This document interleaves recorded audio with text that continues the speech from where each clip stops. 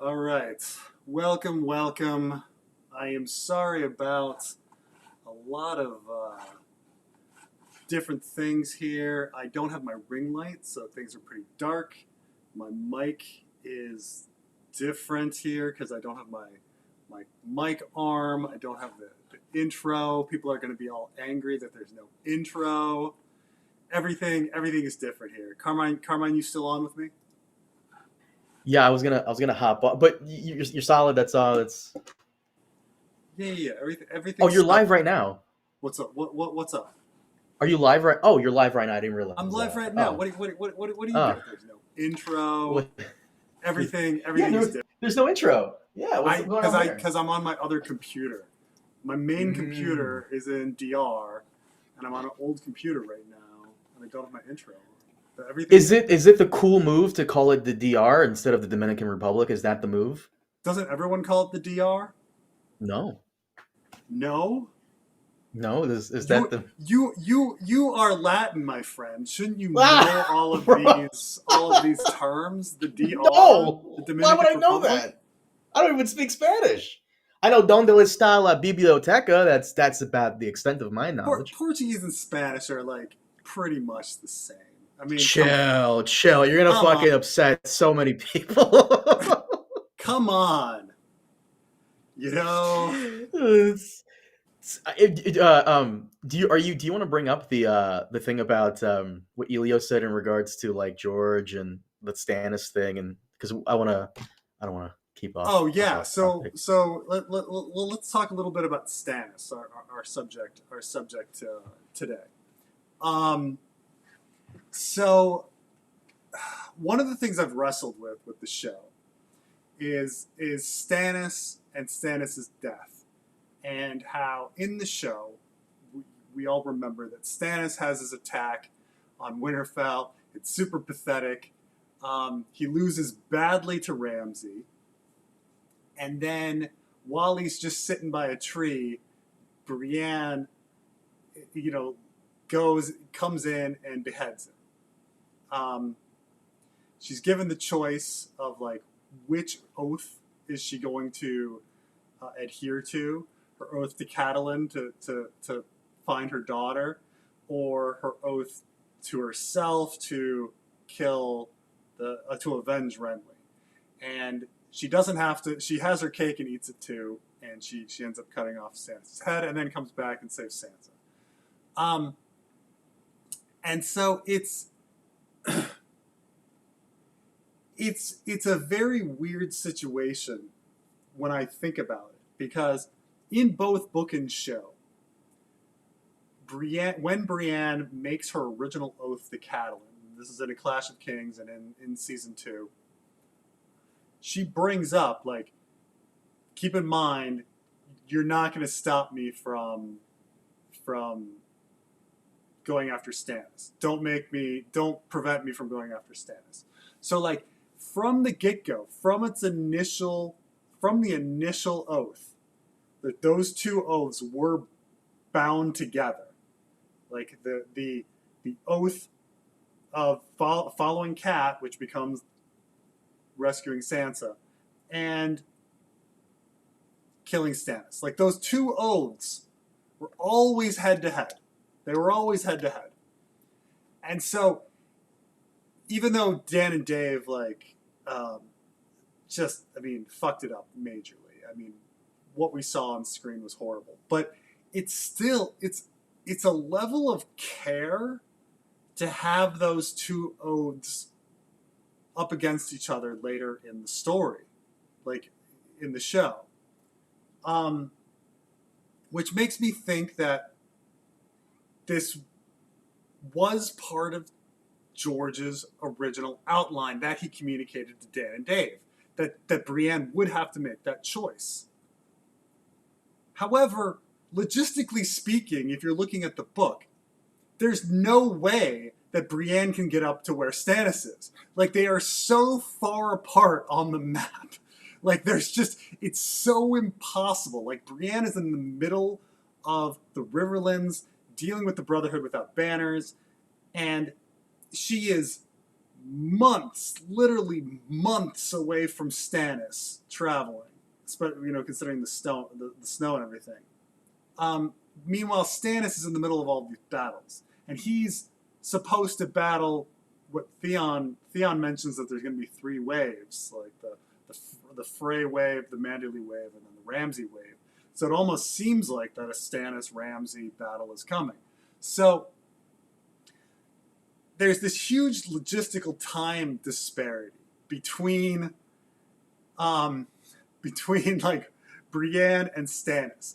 Like, how can she possibly get up there in time to be part of that? And yet, it's a level of detail and care that I just can't believe Dan and Dave had. That the 2 oaths are coming up against each other, as they did way back in their Genesis in the Clash of Kings. And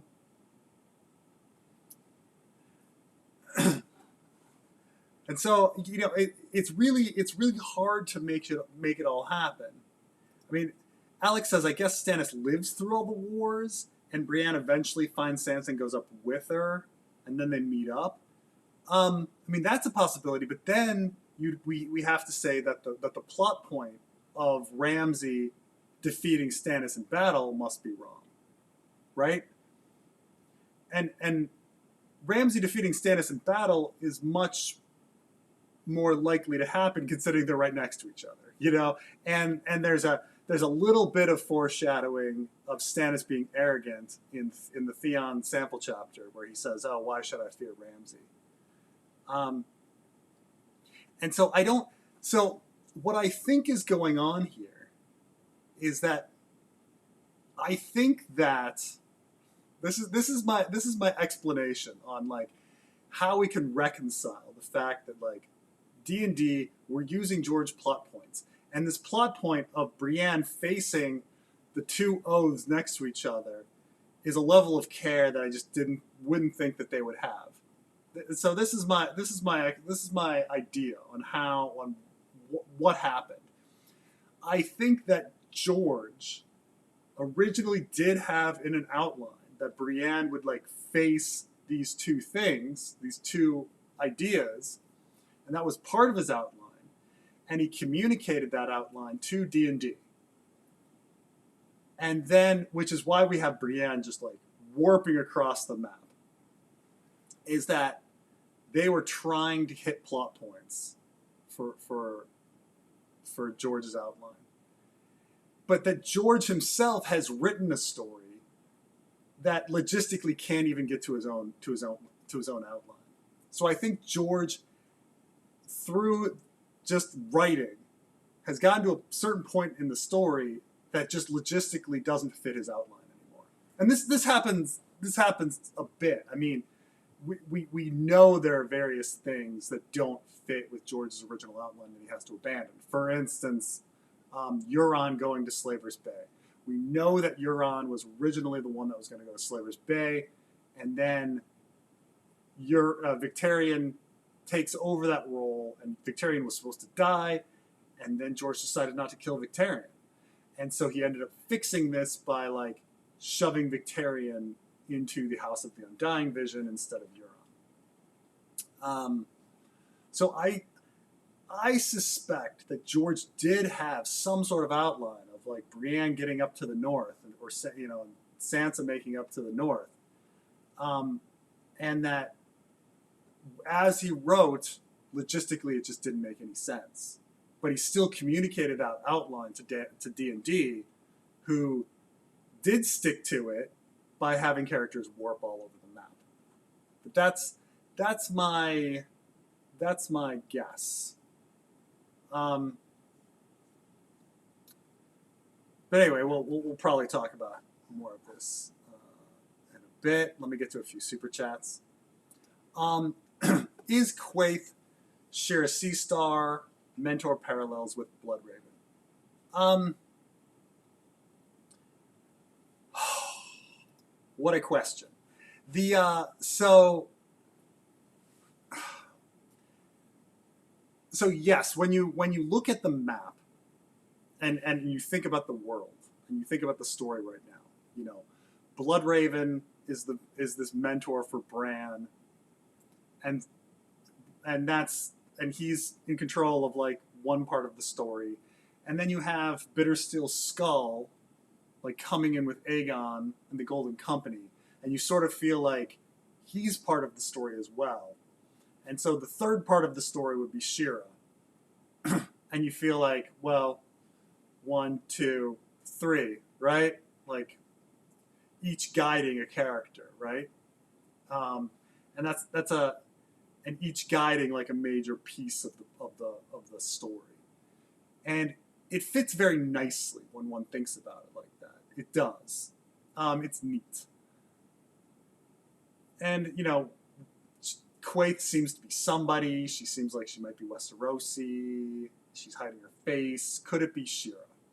Um, there's a lot of parallels between Quaithe and Bloodraven, sending visions, sending dreams, that kind of thing. However, we can also look at it like George is making this shit up as he goes along. George didn't even think that Bloodraven would be into that tree until after A Storm of Swords. So when you start thinking about the timeline, George had this concept of a three-eyed crow, and he had a concept that there was something mysterious and stuff, but it was a mystery box to himself. He didn't know the identity of who the three-eyed crow was going to be. I mean, in truth, I think the three-eyed crow is Bran, time traveling, but he didn't get this idea of Bloodraven until he started writing the Sworn Sword, the second Duncan Egg tale, and then if you check for mentions of Blackfires and Bloodraven or anything like that in the first three books, there are zero. Okay, Bloodraven is just not part of the story. All of a sudden, he writes the Sworn Sword, where he invents this back history of Bloodraven, and then Bloodraven appears in A Feast for Crows, it being mentioned, and Blackfires, you know, all of a sudden are a thing, and now they're a big deal. And you can kind of say, well, wasn't there this plan from the beginning? Because didn't he know about the Aegon thing from the beginning? He always knew that there was going to be a rival for Daenerys, but he didn't know it was going to be a Blackfire. He invented all sorts of different Targaryen lines that it could be. He, you know, all the way back in the beginning, but with Aerion Brightflame and all sorts of things like Maegor, the Maegor's child from Aerion Brightflame, and all sorts of stuff. He invented these other missing Targaryens, and so he just later kind of threw it in with the Blackfire thing. So, you know, let's really keep in mind that he's making this shit up as he goes along. So Quaithe predates Shira, okay? And, you know, it's, yes, just as George retroactively shoved Bloodraven into the Three-Eyed Crow situation, he could retroactively shove Shira Seastar into the Quaithe role. He could. Maybe he mystery boxes he mystery boxes Quaithe in the same way he mystery boxes the Three-Eyed Crow or whoever's, you know. The one thing, and like I say, that makes a very neat story. And we certainly don't have too many good ideas on who Quaithe could be. I mean, besides Shira Seastar and Ashara Dane, like, who else is there that, like, means anything to people? And Shira Seastar doesn't really mean anything to people. Like, Shira Seastar, the only reason we know anything about her is that George commissioned some portraits from an artist named Amok, or this Russian portrait artist, and he sent some descriptions of a whole bunch of characters, and Shira Seastar was one of them. And this was around the year 2004, just after the Sworn Sword was written. So yeah, it's really, you know, it's quite possible that George shoved this in retroactively. However, the thing is, the Shira Seastar is is kind of just George stealing a plot from Michael Moorcock's like Elric. Elric, if you don't know the story of Elric, Elric is an albino guy who is from a small dragon-focused society. He was dragon emperor of this tiny little island of Melbourne, and his main enemy is Irkun, his cousin, and they were both in love with the same woman, their other cousin. I think her name was Cymoril, and so they're the hatred was political, but it was also personal at the same time, just like Bloodraven and Bittersteel. Like George just lifted that and just plopped it in. Okay, like that's all there is to it. And so, if we're saying that Shira Seastar is Cymoril, the girl that Elric and Irkun were fighting over, in the same way that she's the girl that Bloodraven and Bittersteel were fighting over, then the hatred is really fueled by the fact that like the character dies, and Cymoril is dead, like dies. She gets stabbed by Stormbringer, and so the sadness and the hatred between the two characters is fueled by the fact that the woman that they both loved is dead, and so, can Bloodraven like hold the hatred that he has for Bittersteel and the Blackfires without having that tragedy of Shira Seastar dying? And I do not know. I don't know. Maybe, but it's a fuckload easier, and especially if George is just stealing plots from Michael Moorcock. So maybe Shira Seastar faked her death, and Bloodraven is fooled. But it's I feel like the character needs to be dead in order to have the real Bloodraven Bittersteel conflict. But I do admit that it makes a neat story having her be Quaithe. More Bloodraven talk here. Or no, more. Did Varys unicify himself trying to hatch eggs, another power, face change, dream rape, warging, Blackfire, mirror of Bloodraven? Not that George knows. Again, like, Varys predates Bloodraven by quite a bit. And his whole being a eunuch, his whole, like, story of the balls being in the fire, and all of that is well before any of that. It's well before even. I'm trying to think when is even Summerhall as a concept. We still have the Tower of Joy and the prophecies and things like that, but when does Summerhall first appear? Yeah, Summerhall kind of first comes as a concept in Storm. So I mean, again, what George can possibly like retcon in, but the I don't think that Varys is a eunuch. I think he's faking. He has a low voice when he's playing other characters, and so what proof do we have that Varys has actually been cut? Well, we have none.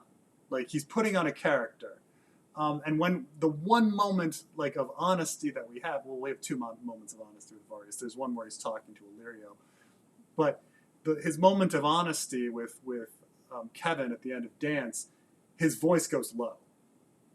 So it seems like he has balls. Like he never lost his balls. He was just making that shit up in order to seem not as threatening or something.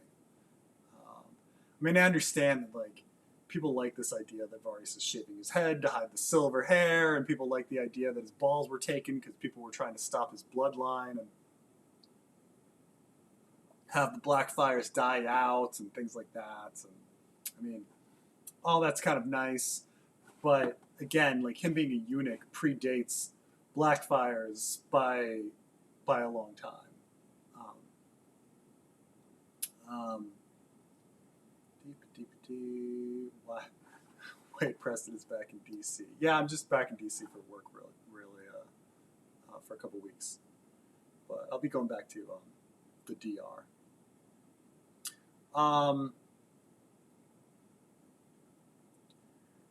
But yeah, I totally, I'm totally like believe that Varys has nuts. Like I am. It's one of my like more like. It's one of those theories where I'm just like, no, of course he has nuts. Like we've seen him talk when no one's watching, or when he's around people dying, and he's got a low voice. I call it Dominican. The DR. The problem is there's a country called Dominica, and so it's really kind of confusing because what do you call people from Dominica versus people from the Dominican Republic? Wouldn't they both be Dominican? So you can't just call the Dominican Republic like the Dominican. I mean, I guess the Dominica would be the other one, but it's very confusing that there's Dominica and the Dominican Republic because you say your ethnicity is Dominican. Somebody said it's about like stress or something, that if you say like I'm Dominican versus Dominican, or something. But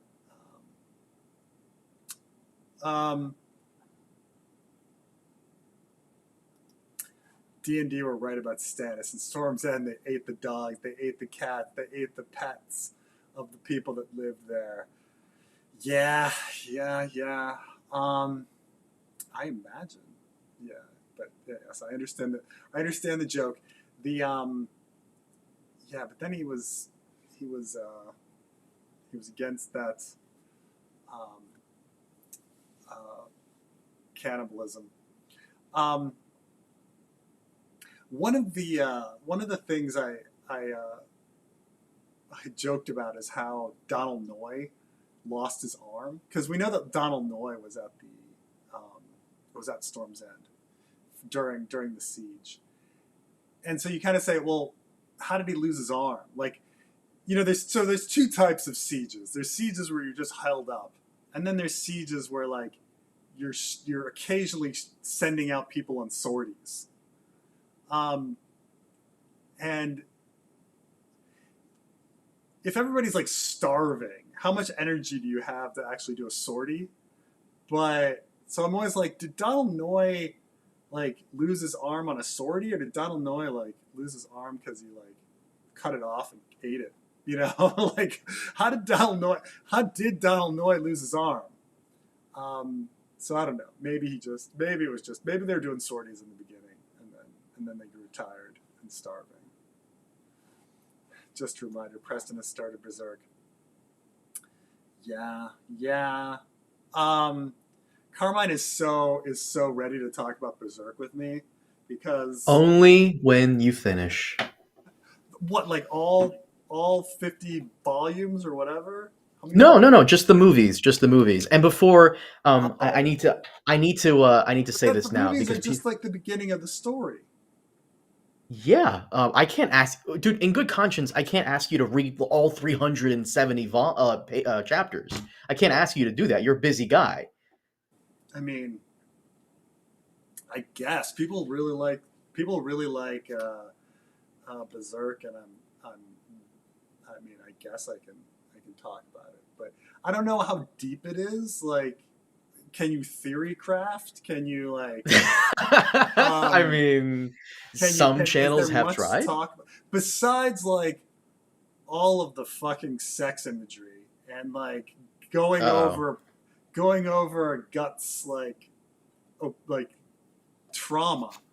Like, how much more analysis is there to do besides like pointing out dick balls, I still can't get over the ninja sex party videos. That's what it's like.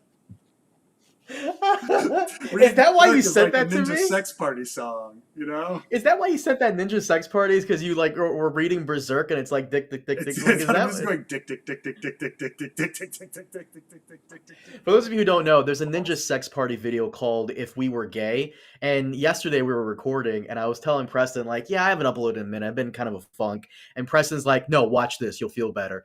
I'm like, "Yeah, I'll watch it afterwards." No, no, no, watch it right now. It's 2 minutes. Watch it now. No, no, I can watch it. Carmine, all the time we spent arguing about you watching this, you could have been watching this. Watch it right now. I'm like, okay. It's the funniest shit. It's the funniest fucking thing. It's ridiculous. But to what you were saying, there's not much theory crafting because a lot of the theories are either like going to be answered, or have been answered or not. So Goose. there are more theories out there. But to anyone asking why am I showing him the movies? Well, I can't ask him again in good conscience to watch 30 hours of show and or have him read the manga, which is 370 chapters. The movies are the abridged version of like the first 100 chapters. So Right, but it that's makes me angry that some people have only seen those movies and are just like, it's the movies by themselves are dumb. Like, if you don't know Guts' backstory, like, what's the point? yeah. No, so just so you know, guys, he went back and read some of the chapters to understand Guts a bit more as a character. Which, by the way, you're doing your homework. That's good. I know, yay, super chats are back. Go the free market. Melisandre sees Stannis leading the fight for the War of the Dawn. Doesn't he at least need to make it that far? Um,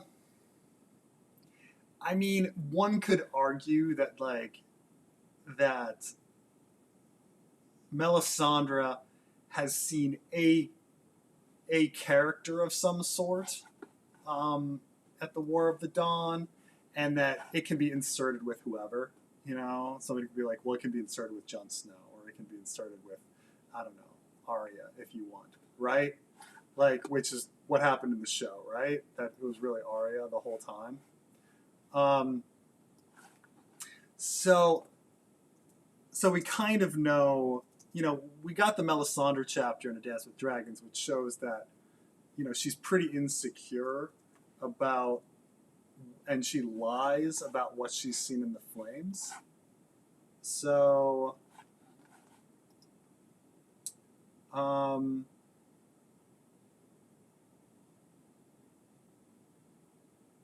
I'm trying to see the exact quote if she says that I've seen him. Where is the prince that was promised? Stannis Baratheon is Azor Ahai, warrior of fire. In the prophecies that are fulfilled.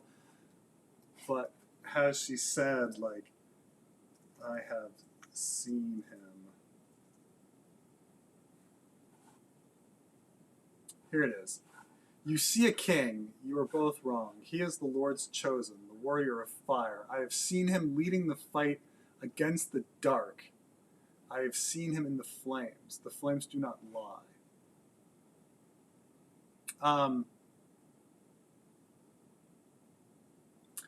So he's seen the fight against the dark.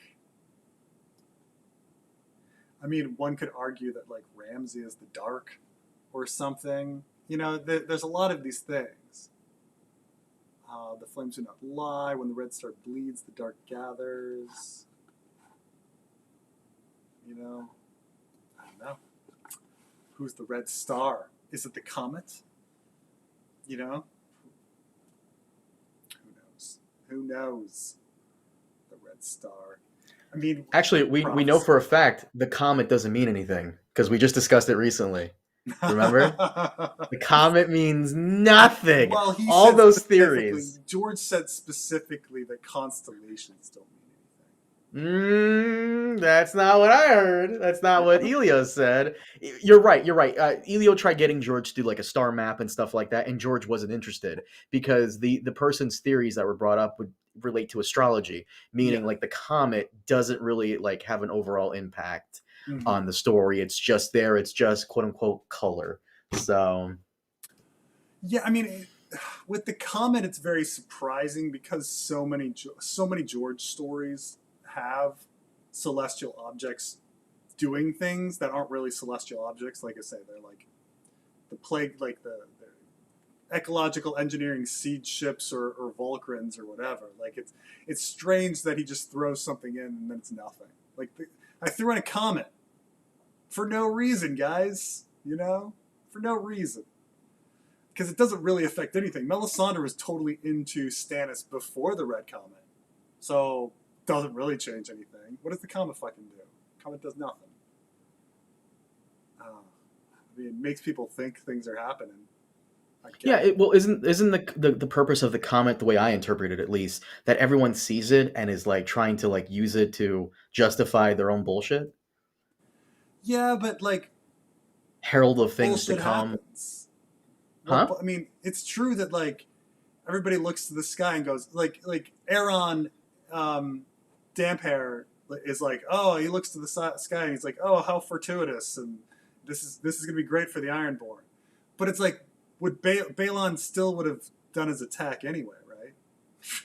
Like, right? It's not like he was sitting around and he was like, Comet, got to do something, you know? Like Dany would have done her pyre anyway. It was already built. The comet didn't do shit. Like, what did the comet actually achieve? Can you tell me? I mean, in a social sense, it didn't do anything. I mean, maybe the comet is something magical or something supernatural or something like that. But socially, it didn't really do anything. Like, no one saw the comet and changed their behavior. Everybody was already doing that. Like, it reinforced maybe some behavior, like it reinforced some conviction, but it seems like everyone was going that way anyway. Like, Balon was going to attack the north.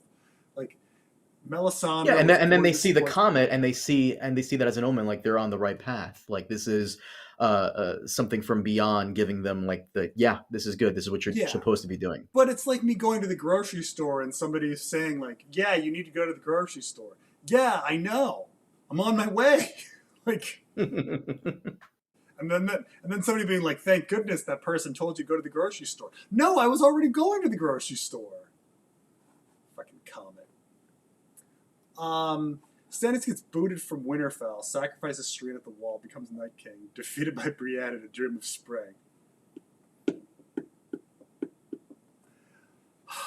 So is Ramsay like still around all of this time?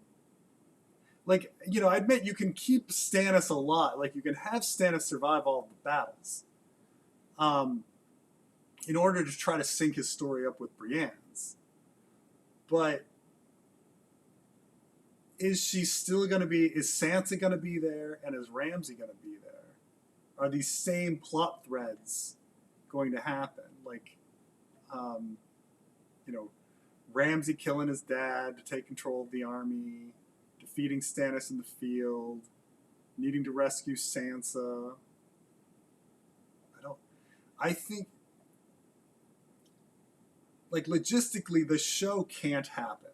Like, the way we've seen it. Even though, like, George says he threw his plot points out to them. But, like, I just, I mean, maybe this is the thing about George and his butterfly effect, like, kind of thing.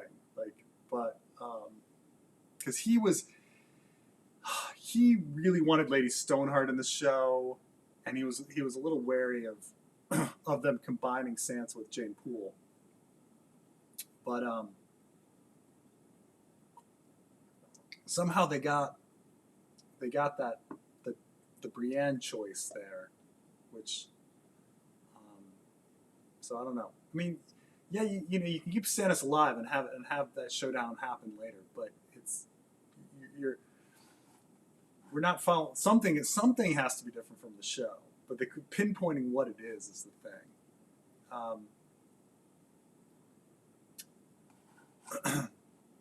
Does Davos ever make it back to Stannis? That is a good question. I can say this, that like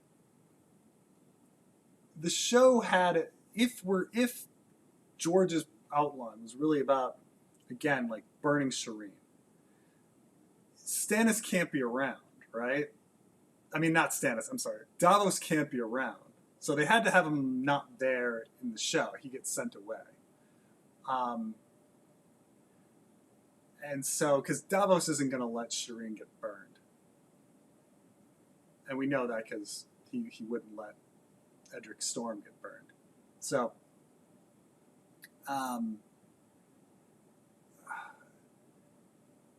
will he get back? I don't know. I don't know if Davos might not have the chance. He might get assigned a new task, go somewhere else. That's the thing, is what to do with the Davos story. What to do with him. Because now that Melisandre's a point of view, and you've got Theon and Asha as point of views, like, you got point of views up the wazoo in the north. Send Davos somewhere interesting, where he's, he might be needed. Isn't Davos going to Skagos in Winds of Winter? He's going to Skagos. And now we're going to have to be introduced. There's going to be an entire chapter. Davos 1 is going to be his journey to Skagos, where he'll meet someone. I think that Davos's perspective on Skagos and on Eastwatch is necessary. So I think him seeing what's going on Eastwatch, or possibly Hardhome, because you got to look at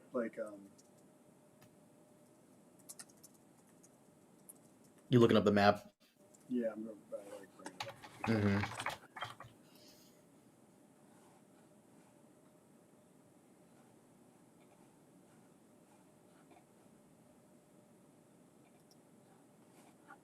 Yeah, it's like right there on Eastwatch. Yeah.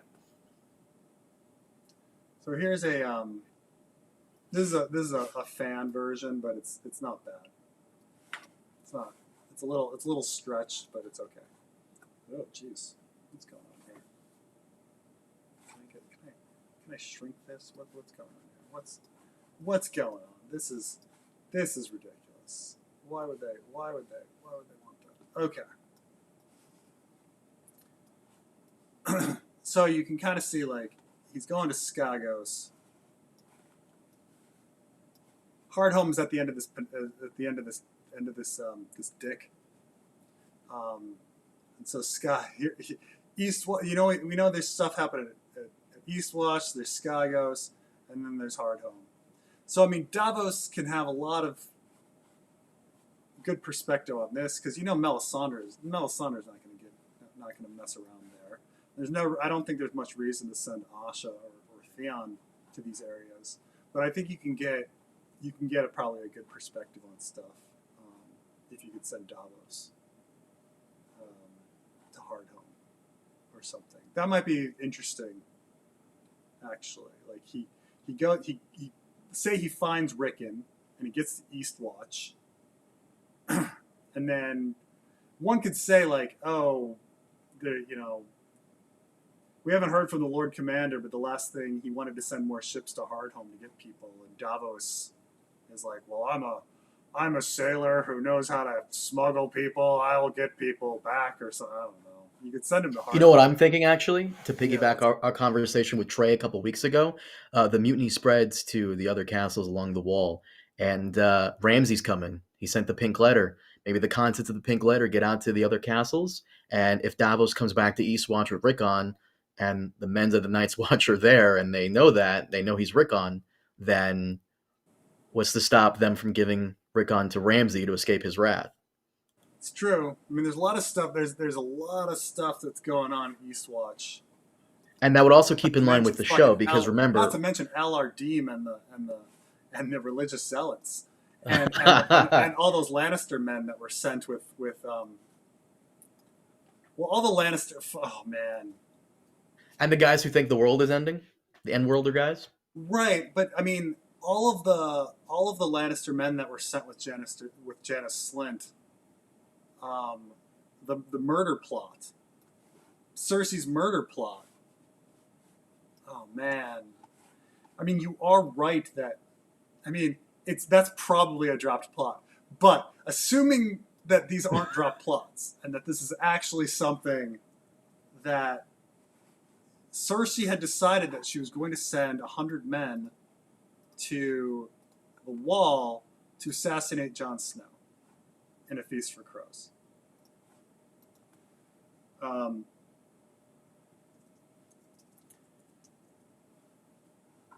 she says,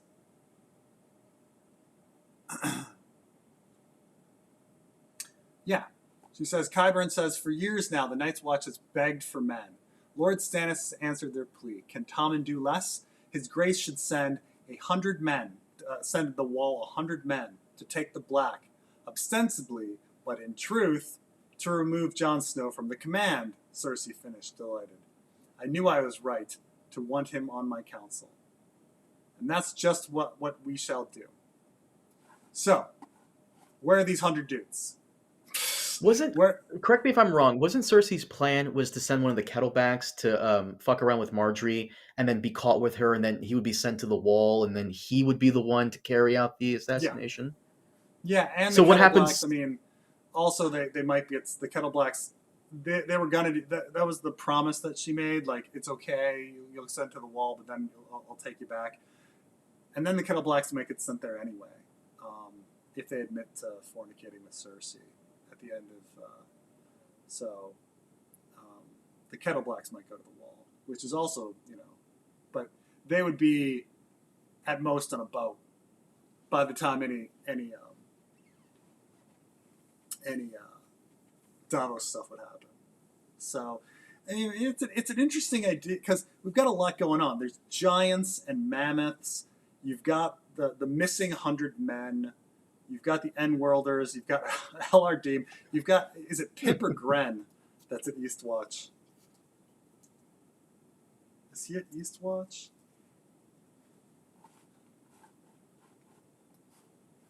Or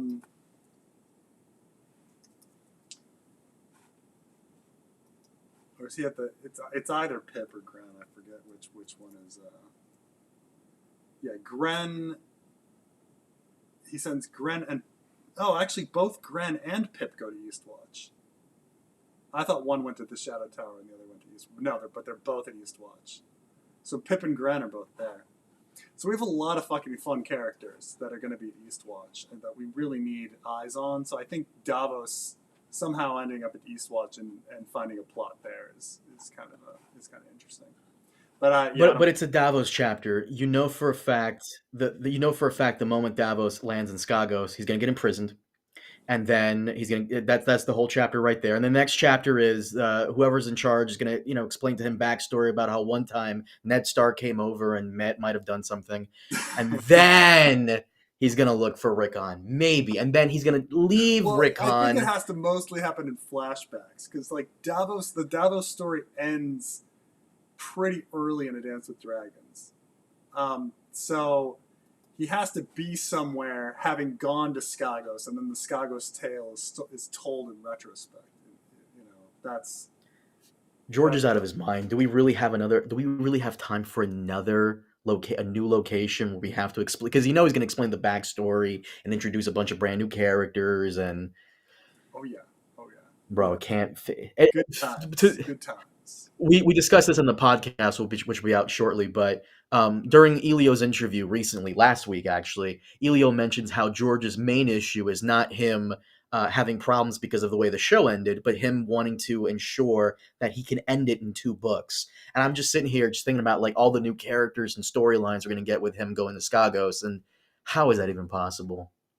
It's just not. Will time-traveling Bran mess up the mind of Patchface? Like to manipulate things up at the wall, or just for practice, maybe? That's an interesting idea. I hadn't thought about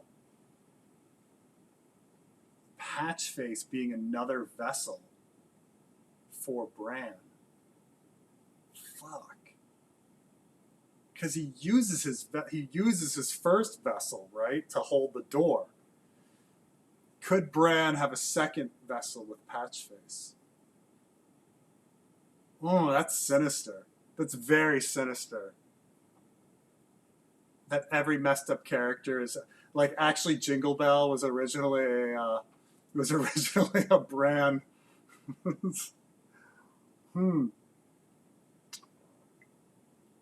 it's interesting. Oh, you can take control of Patchface. Oh. I'd never thought about Patchface being a vessel for Bran before, but now he could be. Oh, that's interesting. That's. Oh man. I feel like Patchface was just shoved in there for an excuse for George to like have random prophecies. It's kind of like the Ghost of High Heart. Like, she doesn't really play any fucking role at all. Like, zero role, except like George wanted to throw in some prophecies, so they visit her twice. You know, like. So Patchface is there too, just to say, foreboding things. But to think that Patchface could also be a vessel. The thing is, he doesn't have like that one like thing like hold the door, that he needs to remember to do. Instead it's, I guess, under the sea. Maybe that's a secret phrase. It's not under the sea. It's really like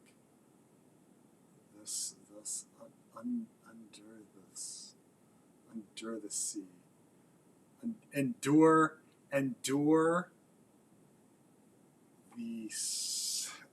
Cersei. I don't know. Under Cersei. He's just been saying that the whole time. In parallel, do you think that Larys is a eunuch? No, I think Larys is faking his clubfoot. I think that he is Kaiser Solze, and that he is he's faking his clubfoot. Which is why, like, they never find the clubfoot at the end. The clubfoot disappears. They don't actually even have any proof that he was a clubfoot. But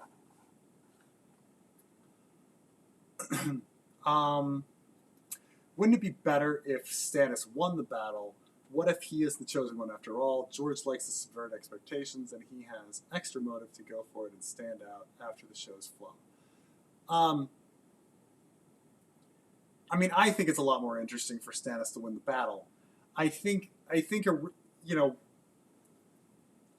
his outline was probably for Stannis to win against the Freys, and then later to lose against Ramsay. If in all honesty, but like, these are just these these plot points that he like had before that don't necessarily work out once he starts writing. So what I think is a better story isn't necessarily what George thinks is a better story, and maybe he really did plan on like Ramsay being the big bad that Jon Snow has to fight, just like in the show. It's certainly a possibility, that Jon has to do something to unite the North and be this big leader. Defeating somebody as evil as Ramsay might be the thing, but it's hard to say. I don't think, when I think about what even the show has put out there as plot points, like Stannis losing to Ramsay, Jon raising him up, like coming back to life, raising an army, and fighting Ramsay, and then going to treat with Daenerys and joining Daenerys, and then fighting, in this, and then, having Daenerys come up and fight the others. Like, I can't even see that there being enough time for that in 2 books. So I don't see how you can even like have time for resurrecting Jon and have him battling Ramsay and all of these things. You need the others to come into the story and start screwing stuff up. The amount of the amount of like dilly-dallying that the show had, it might be George's original outline, but there's just not enough time. There's just not enough time in the space. Like, it'll take a half of the Winds of Winter to finish off the plot lines begun in A Dance with Dragons. And when I mean the 4 battles, the 2 trials by combat, Daenerys in the Dothraki Sea, and all of that. And then you kind of say, okay, you can get maybe Daenerys back to Westeros at the end of the book, and then the first half of A Dream of Spring has to be the second Dance of the Dragons, and then the second half of the book would be like the Others' invasion. But where do you fit in meeting Jon Snow and like Jon Snow's like battle against Ramsay and all of that kind of stuff? Like there's just no time. So I don't know. I don't think George would ever have a chosen one. I don't think George's style is to have anyone be a chosen one, whether it be Jon or Stannis. Like, I don't think that's his style. The Song of Ice and Fire is a direct criticism of kings and chosen people and feudalism and all this sorts of stuff. Like, it's hard to imagine that like he would all of a sudden go to a traditional tale of Neo / Harry Potter / Jesus kind of thing. It just doesn't fit. What we saw in the show, which was that everyone believing that they're the chosen one ends up causing fighting amongst themselves and disaster. So,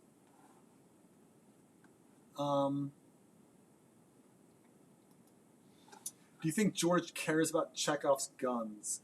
I think a few of them. I think Arya's death list is definitely some Chekhov's guns. I'm trying to think of a few others that I think are pretty like solid. Like, there has to be a reckoning with it. There's little ones like people bringing up backstory, like Duck brings up this backstory about having a problem with one of the lords in the Reach that he comes from, and you're like, well, it seems like you spend so much time of that chapter on Duck's backstory that seems that would come back. Like, why else are you talking about this weird backstory if not that? It's just this.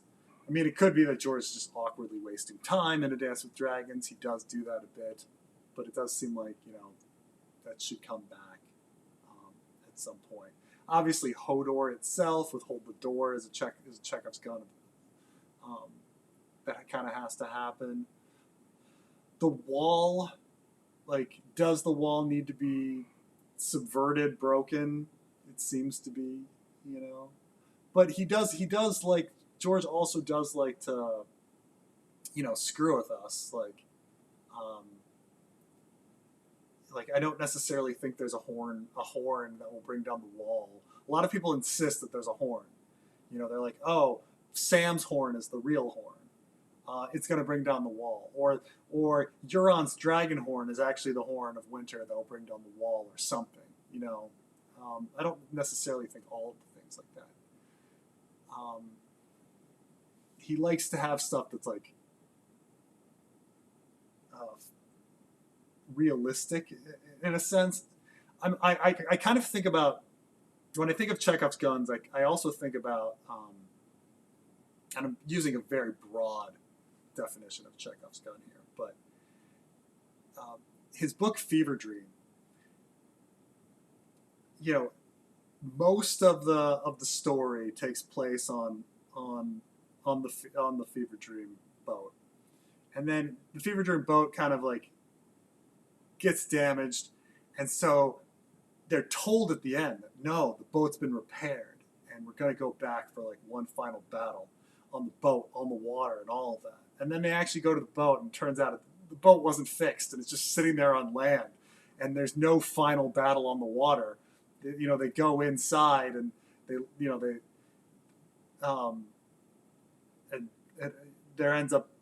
someone ends up getting shot, and it's kind of a big letdown, but that's kind of the point. It's supposed to be a letdown. and I don't know. It's so I think there could be stuff like that where you're supposed to be let down, like things happen completely differently. You know, like the end of A Clash of Kings, like Theon is thinking he's going to have like this like big final battle to his death, and then you know he gets captured by Ramsay. You know, things get subverted. Um, so there's a lot of like purposely building up an expectation to subvert it, which is kind of the opposite of the Chekhov's gun. You know.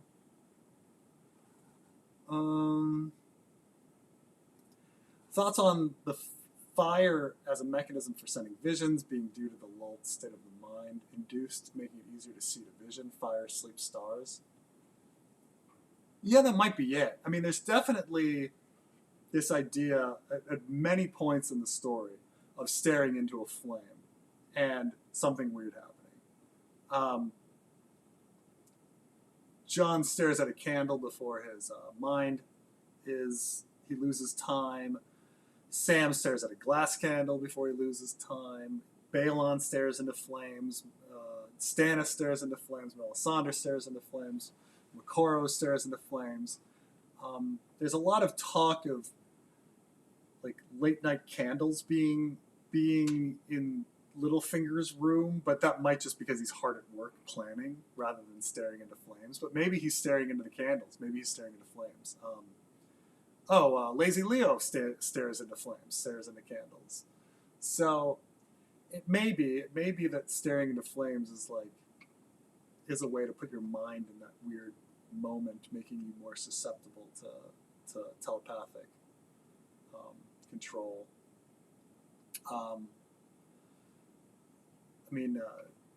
People do a lot of weird stuff, like staring at moons and staring at stars, and people stare at a lot of shit at different times, and so it's so many that it's hard to keep track of. But yeah, I mean, clearly visions appear in flames for certain characters, and so maybe it is like a meditative state that their brain is taking, similar to prayer or something, in order to have that message get in there. Fire, sleep, stars, psychotropic drugs. A lot of them, a lot of different things do that. The sensory deprivation. Maybe it is the lulling. I mean, that's the thing is like everybody carves the face in the werewood as if like the physical creating of eyes does something, but it might actually just be like now somebody has something to stare at and pray at, and be in like a different state of mind in order to have communication. Then again, Bran just sees out of the werewood at people that aren't even praying sometimes.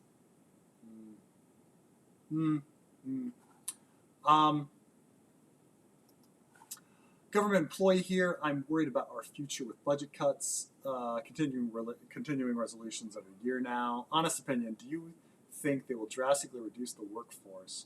Are we safer with Kamala in office? I mean,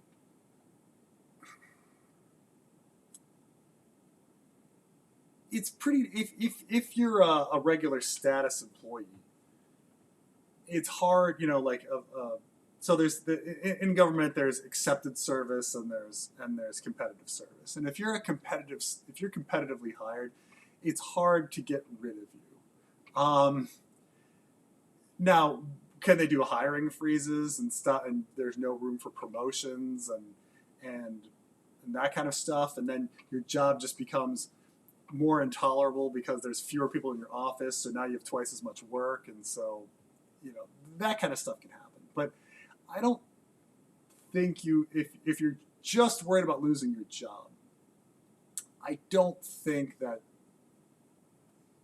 you know, I don't think legally someone can get rid of competitively hired positions certainly not in a period of 4 years. Like it would go through a lot of different like legal challenges and things like that. I mean, they can do hiring freezes certainly and make life sad. But like, are we safe with Kamala? Well, yeah, of course. I mean, of course we are. Like Kamala, of course, is less hostile to government employees. Like Trump has openly talked about being hostile to government employees, thinking that we're the deep state and things like that. Well, yeah, of course things are safer with Kamala. But like, do I think that even if Trump were in office, he would be able to fire competitively hired status government employees? Like, I don't think so. He could do stuff to the acceptance service, like those are like TSA employees, foreign service officers, that kind of thing. Like people that don't have the same protections.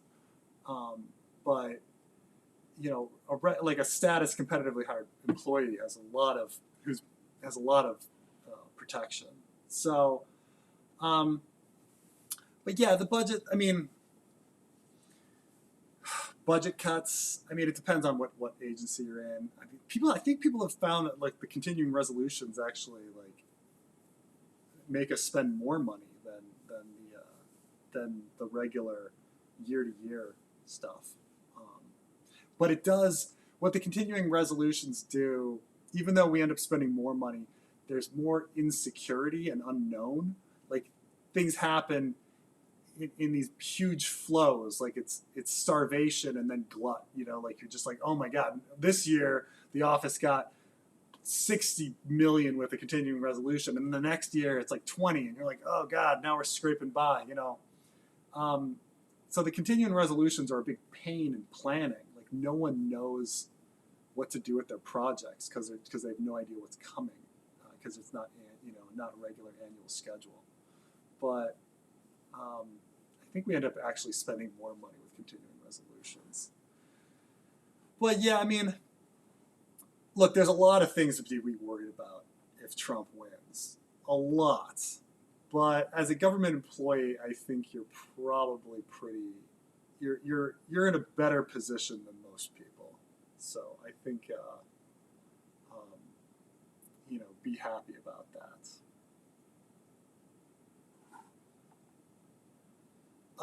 The comet was the magical source of power for the dragons to hatch. It was random luck that it appears, but it works.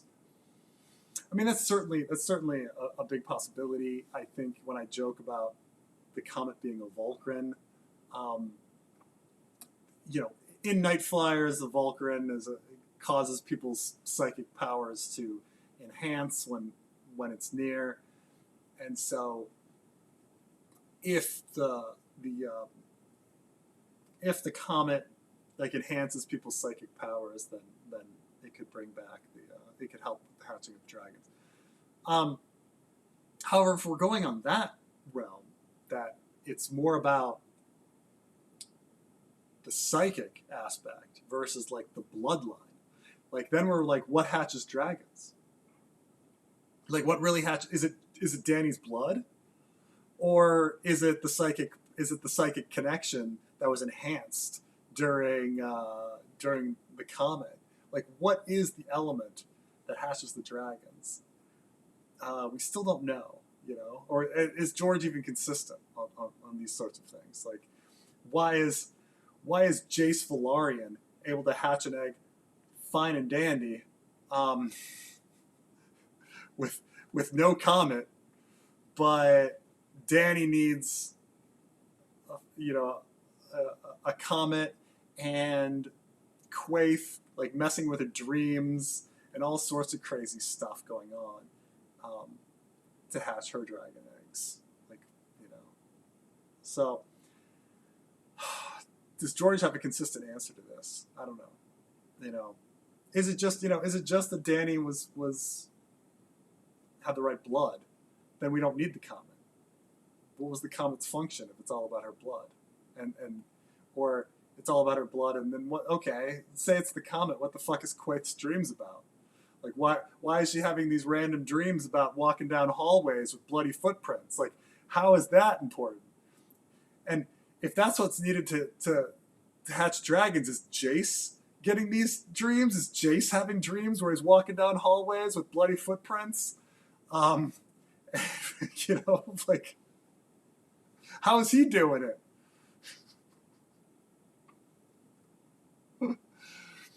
Did Maelor, the little baby Maelor, did he also have dreams where he's walking down hallways with bloody footprints and looking out at green grass and houses with red doors?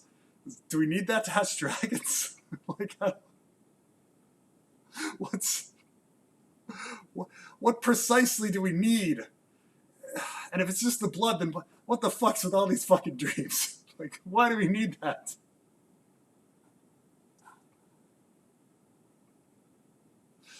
Comment is like an Amber Alert on my phone on already saving the kid. It's like, again, like going to the, you should go to the grocery store.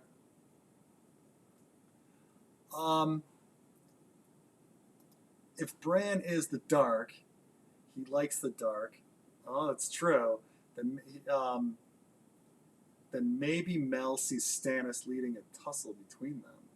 Mel's going to glamour someone as Davos to convince him to burn Shireen.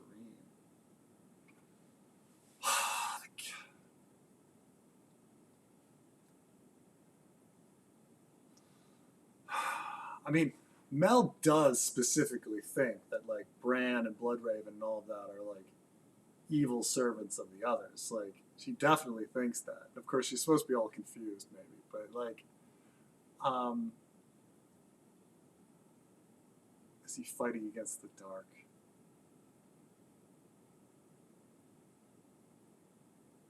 I mean, is it? I mean, the Bran that visits Jon in the Frostfangs likes the dark. I'm not sure.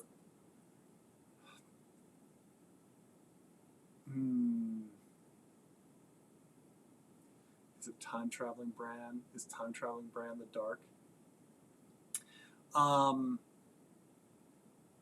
It could be. I mean, the thing is like now I'm going through all this, and Carmine and I talked about this the other day. We were chatting about this on like how much is George just mystery box this whole thing? Like all the theory crafting we've been doing, it's like George just doesn't fucking know, and he's just been throwing shit at the wall and trying to figure it out later. And now he's at that point where he's like, fuck, I can't figure it out. 13 years pass, no Winds of Winter. Because, like, for instance, if you, like, I don't think anyone can really realistically make sense of the things Qhorin Halfhand tells Jon Snow in A Clash of Kings. No one, I've never seen a very good explanation of it. Everyone just kind of ignores it, like what the fuck Qhorin is talking about, and we just kind of, like, pretend it doesn't happen. Like, we just pretend that Qhorin Halfhand just didn't do all of that. The old powers awaken. You gotta tell Jeor Mormont. Why? What? What do you fucking mean the old powers awaken? Like, what? What? What are you doing with Jon? Like, like, there's no plan. There's no plan. Prophecy, like, in the end, I don't think George can make sense of Melisandre's, like, visions. I don't think it can be done. Just like, I don't think it could really be. I don't think people can really make sense of Patchface. All of Patchface's prophecies. George is just throwing stuff at the wall. But is Mel going to glamour someone? Is Davos to convince? I mean, Mel mentioning the finger bones in A Dance with Dragons is pretty fucking crazy. Like, it does seem like those finger bones should be coming back at some point. There's your Chekhov's gun.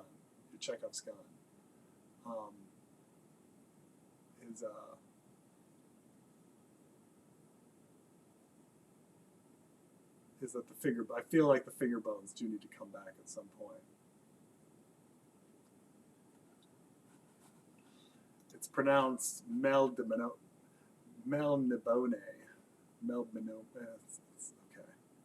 Okay.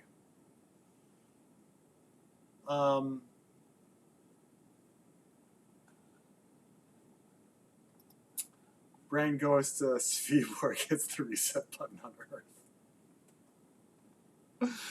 This is reference to Under Siege. George did it. George had at some point, I think when George was in college or something, he did some history paper on Sveaborg, like, this like Swedish to an American obscure, to a Scandinavian not so much, but like,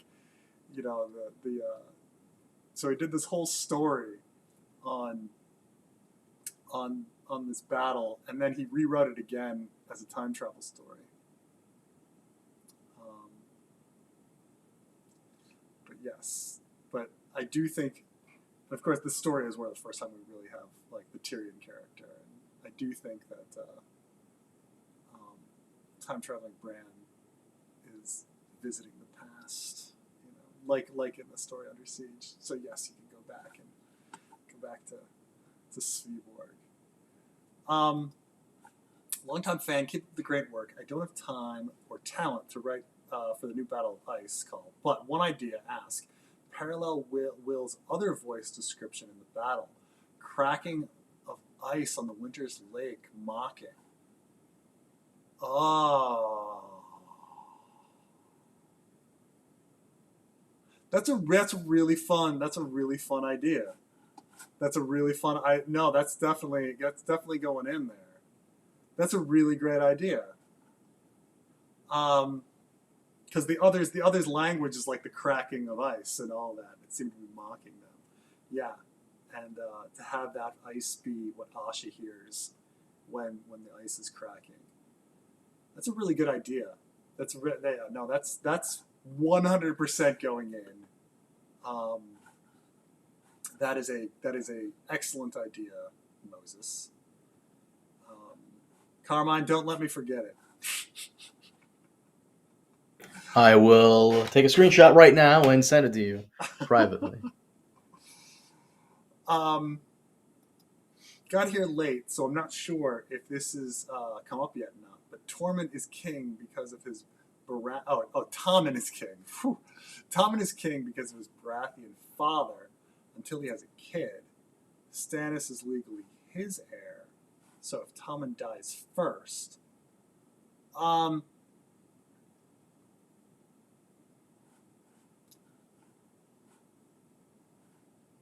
so this is all true that if Tommen dies,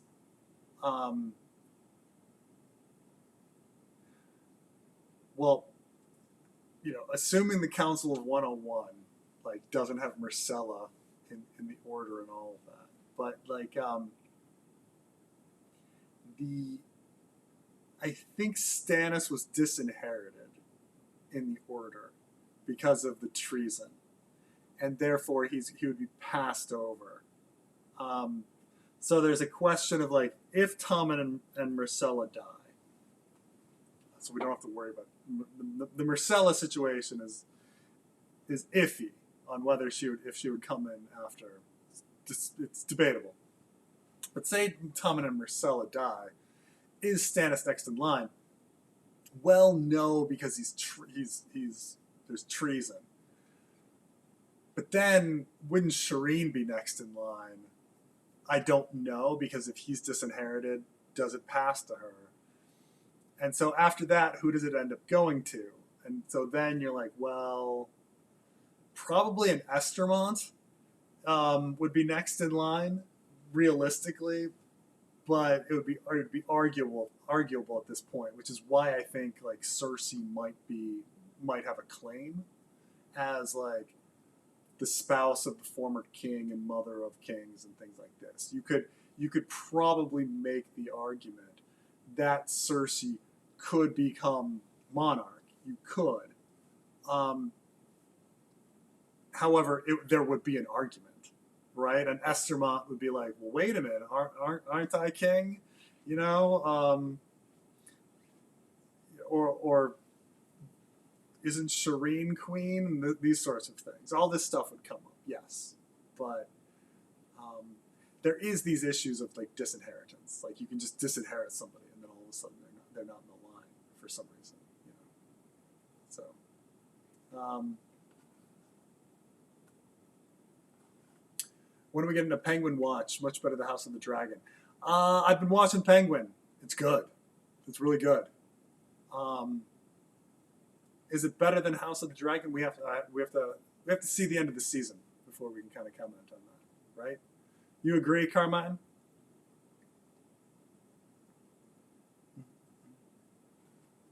He's like in the bathroom. Will Patchface have a role in the story or the fanfic? I mean, definitely Patchface is going to be around. He's definitely going to be around in the fanfic. But that is the question of like, will he have like a major role? I would like to see him have a major role. I would. I will say that one of my favorite like aspects of the original Infinity Gauntlet. It's so funny because all of these characters now like have existed in other things. So, but what I love about the original Infinity Gauntlet comic book when I read it was Stannis is keeping around Nebula as this like tortured thing, and she just looks like a corpse. She looks horrible, and she's just there in the background, and you're not thinking that. Here, I'll bring up a picture of it because it's you kind of need to know like that's what's going on here. So like in the Infinity Gauntlet comic book, Stannis, he goes on something called the Stannis Quest, and he collects the Infinity Gems from the Elders of the Universe and the In-Betweener. And he gets all 6. And then he's super powerful, and then he decides, and so he's got his throne, and he keeps Nebula around. And Nebula is here. And this is what she looks like. And she's just kind of in the background as, he keeps her just like normally she'd die, but he wants to torture her, so he's keeping her like a tiny little bit above death, just to torture her in this maximum torture situation. And she's just in the background. And Stannis at this point is super powerful, and so all of the superheroes get together and fight Stannis and end up losing. And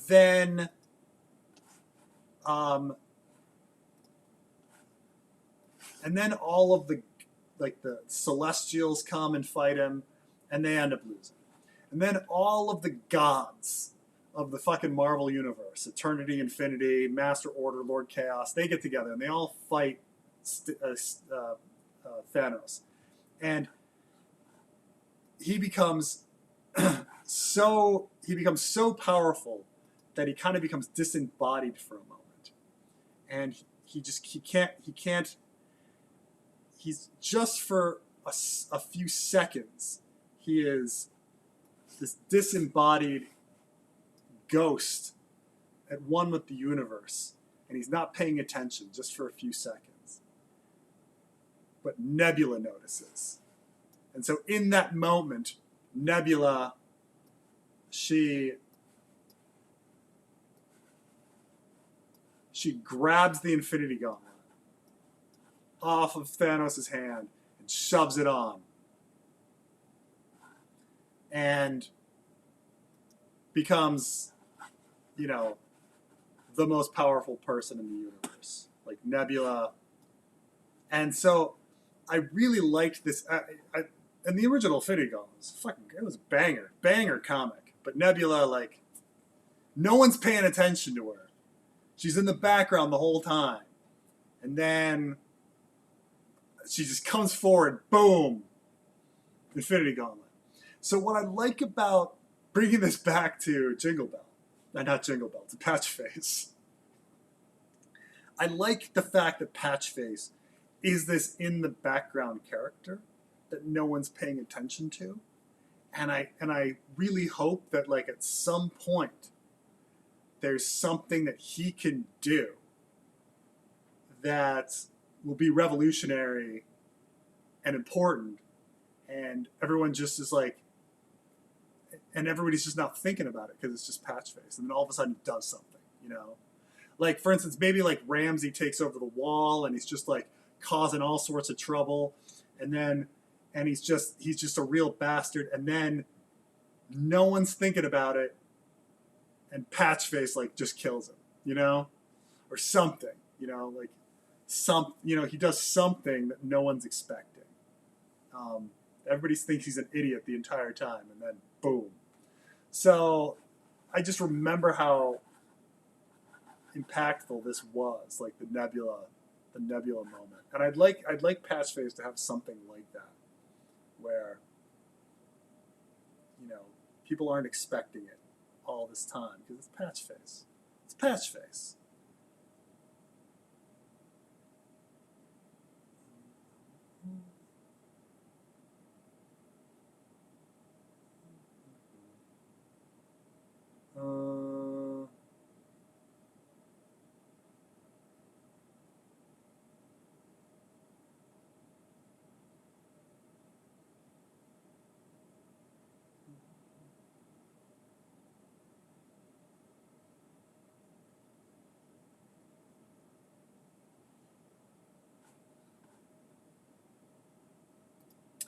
Someone predicted the comet, planned around it.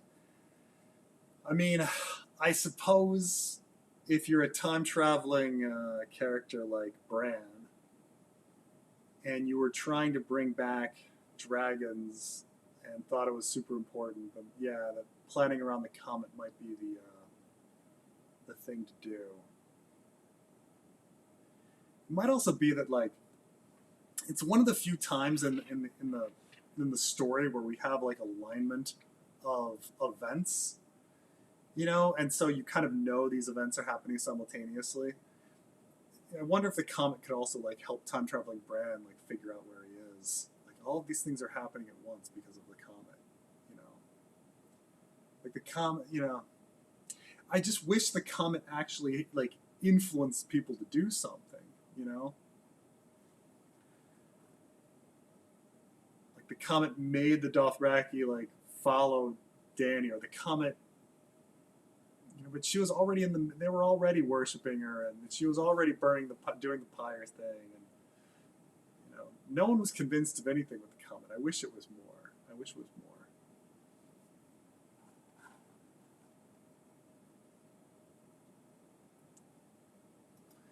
Is Bran the one sending visions back in time to everyone to manipulate events? Melisandre just thinks it's coming from the Lord of Light, for example. I think in the end, you know, if we accept that time traveling Bran is real, and you know, I hear you, Joe. I think we all hated the time traveling Bran concept, but come on, like we have to accept that time traveling Bran is a thing, right? Like time traveling Bran is in the show. Dan and Dave are not just throwing in the fucking time travel out of fucking nowhere, not based on the outline. Okay, like they specifically said that the Hodor thing came from George. We know time traveling. Plus, there's elements of the time travel in A Dance with Dragons. Like we see Bran like time traveling, and Bloodraven saying, "Oh, you can't affect the past," but his like Ned did move. He was like, Bran, huh? Like he did affect the past. Like so, we know that time traveling Bran is a real fucking thing. I don't think there's any denying it. As much as the story doesn't fucking need time travel, like I'm first to admit it, and I hated the fucking time traveling Bran concept. Time traveling Bran is real. Okay, we have to all accept that time traveling Bran is real. Now, is Bran the one sending visions back in time, manipulating events? So one of the things I thought about with this has come up a bit in my mind with, I remember Quantum Leap had and there's a series of episodes where he runs into an evil leaper from the future, another time traveler, that is doing the exact opposite things of Sam. Like Sam is trying to set right which once went wrong, and they're trying to set wrong which once went right. But the thing is, like, if you change the timeline, how would they even know that this other time traveler is doing things? It's the same with like the Star Trek's temporal Cold War. Like, if you have more than one time traveling actor, how are they even aware of the other person's like changes in the timeline? Because they would get changed, right? So like, once we introduce the time traveling Bran, it doesn't really make sense to have another. You can't have two time travelers having a temporal Cold War. Like, temporal Cold Wars can't really exist, because once one person makes a change, the other person's been changed, and they wouldn't even know the timeline's been changed, and the other person wouldn't even be aware of it. So you're kind of reduced to that Bran is the only one that can really be doing it all. Like, he has to be the grand manipulator. If he's the time traveler, he has to be the grand manipulator. There can't be another time traveling grand manipulator. That doesn't make any sense. You know, he has to be. So fundamentally, Bran has to be the one sending the visions, or at least inducing and causing somebody else to send the visions. I mean, obviously, like, Quaithe sends visions and Marwyn sends visions. But Bran has to be the ultimate puppet master of it all. Like, there can be lots of puppet masters, but time-traveling Bran has to be the ultimate puppet master. So, I mean, maybe there's a sub-puppet master sending Melisandre visions, but I kind of just think it's time-traveling Bran. Especially at this point in the story.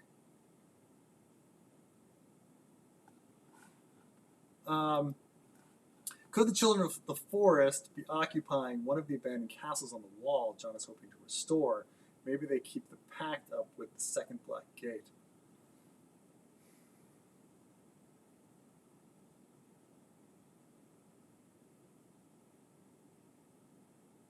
I mean, you'd think that. I mean, we know that every once in a while, like, people do walk between they do patrols between the two castles along the wall. Granted, I'm not sure if they're going down into those castles and taking a look, but you'd think that every once in a while you'd do that. Or if you had somebody going over land with a horse, they'd occasionally like stop at these like ruined, abandoned castles, and they'd run into one of these children of the forest. You know, and if wildlings are climbing over the wall at different places and doing trade, which we're told happens all the time, someone would walk into one of these ruined castles and find the children of the forest.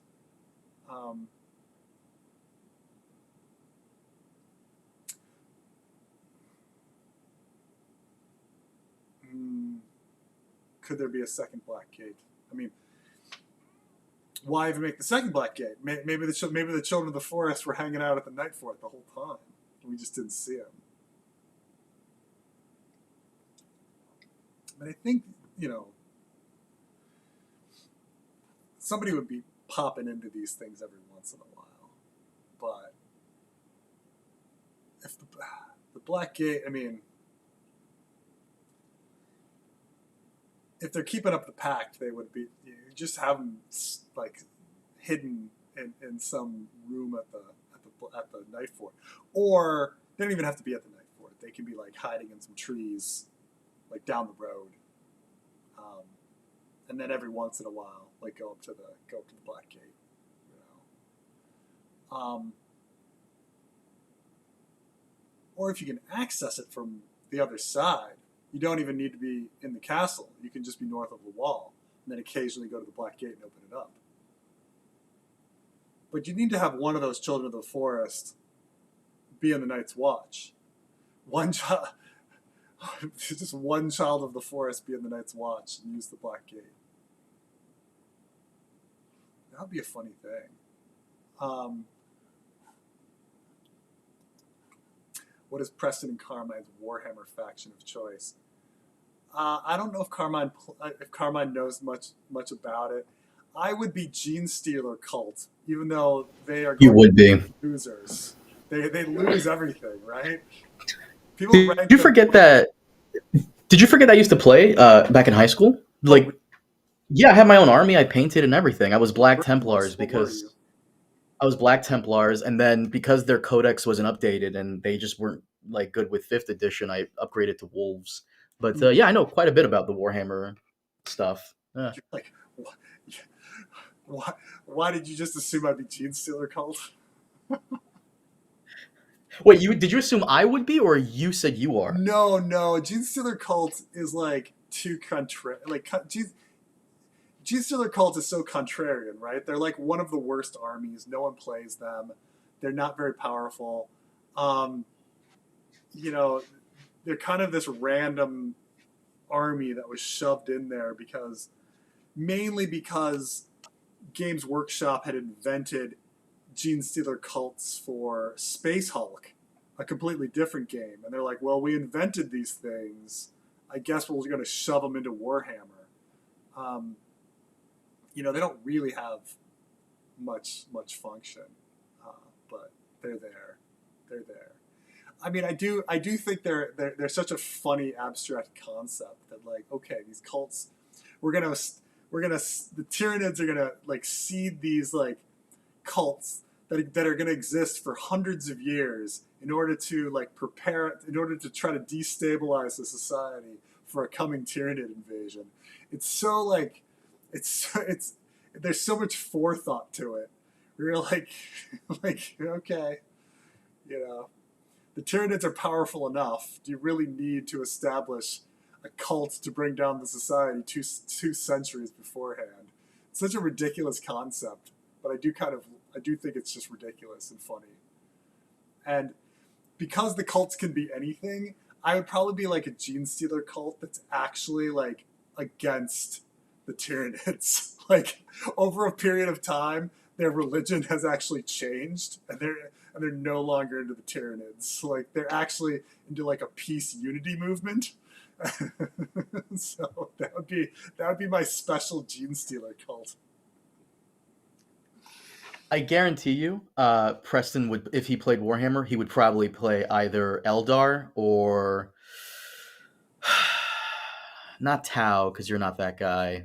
You would probably play either Eldar or fuck, maybe one of the Chaos Space Marines loyal to Zinch. Mm. Yeah, I'm gonna go with that. Yeah, you're an Eldar guy. I can tell. I'm kind of obsessed with the idea that there's actually a lot of hope in the Warhammer 40k universe, um, and that this idea that it's this hopeless, grimdark uh, society that's just gonna fall apart is like not true at all. Like I'm actually like no, like they everybody can totally completely can like this is fixable. We can fix the galaxy. We can fix it. I'm convinced. I'm convinced that Warhammer actually has a peaceful, prosperous future, not everything falling apart. Yeah. um, I registered to vote now nonstop spam political text. Yeah, yeah. I mean, it's the time of year. Yeah, I get it constantly too. But they kind of know that if this is like any targeted ads. Like once you do something once, they know that you're the market, and so you Hey, donate to yeah.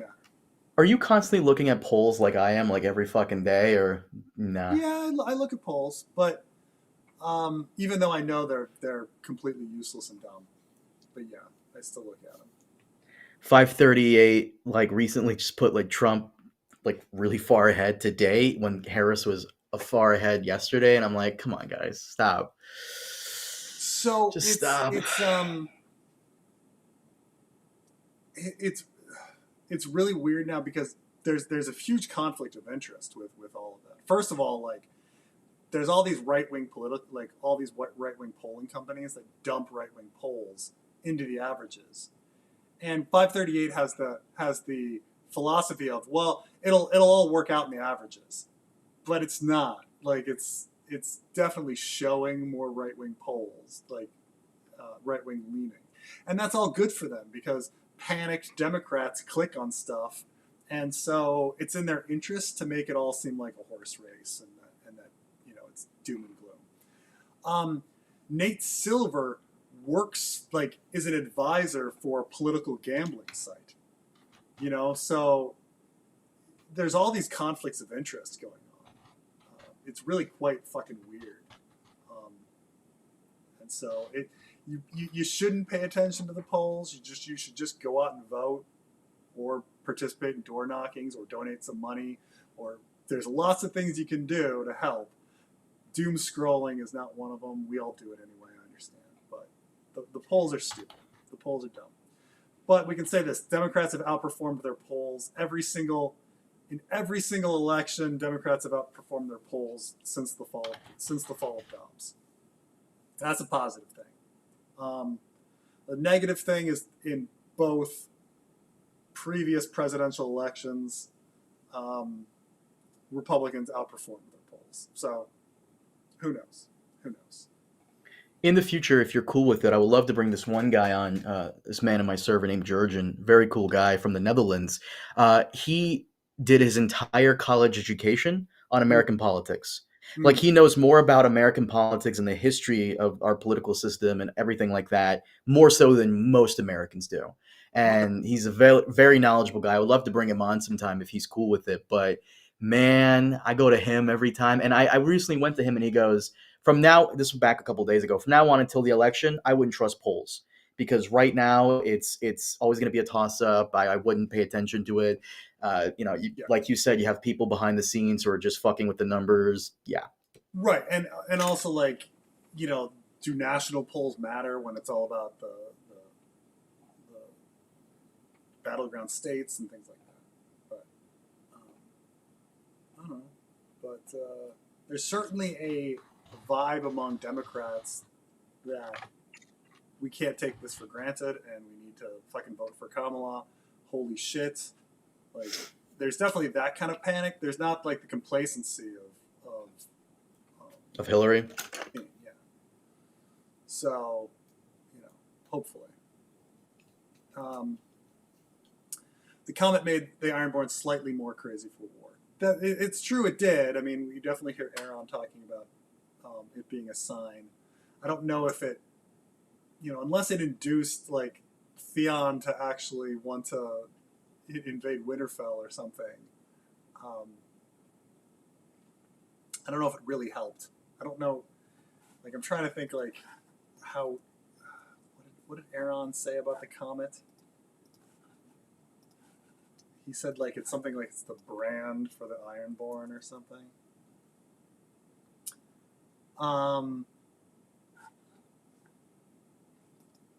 In Riverrun, they would tell it different. They said the Red Comet is a herald of a new age, a messenger from the gods. A sign it is, the priest agreed, but from our God, not theirs. The burning brand it is, such that the people carried an old. The flame is the flame the drowned god brought from the sea to proclaims a rising tide. It's time to hoist our sails and go forth into the world with fire and sword as he did.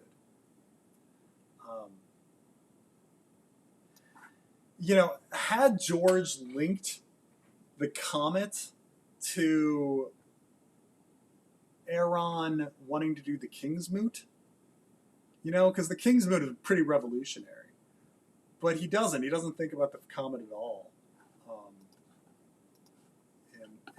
which is, in fact, I'm trying to think.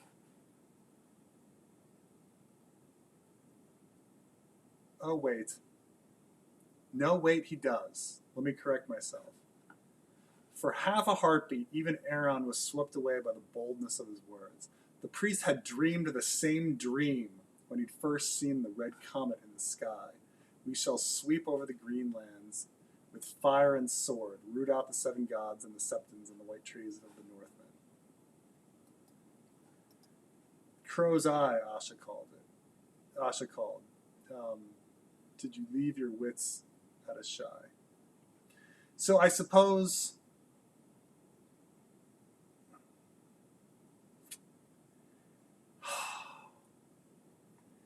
Aaron is receiving the dream, and he's received the dream since the comet. But did that make him do the King's Moot?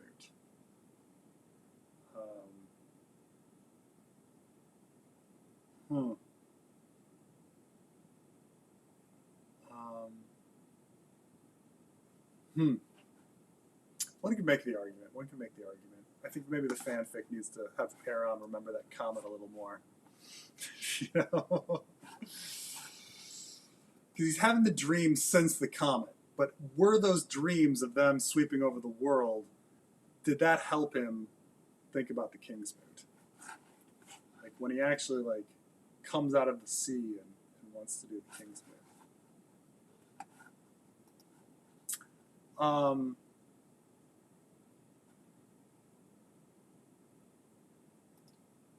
Is anything in Fire and Blood necessary for Wynn's Dream of Spring working?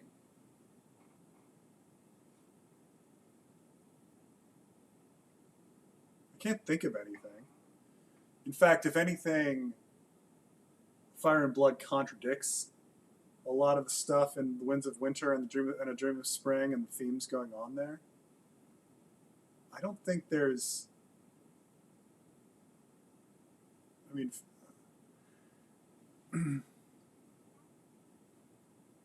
trying to think if any background is given. I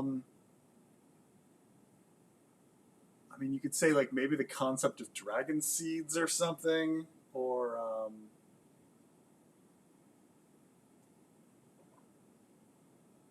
anything in that. No, I don't think there's anything. There's no plot points or anything brought up or any of that in Fire and Blood that's necessary for anything going forward. No, Fire and Blood. It's not a.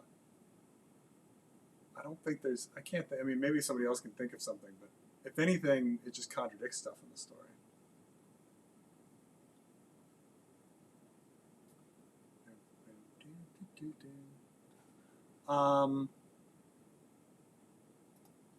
What if Planetos does host a giant hive mind organism, hence green dreams, children of the forest, also carved faces into stone?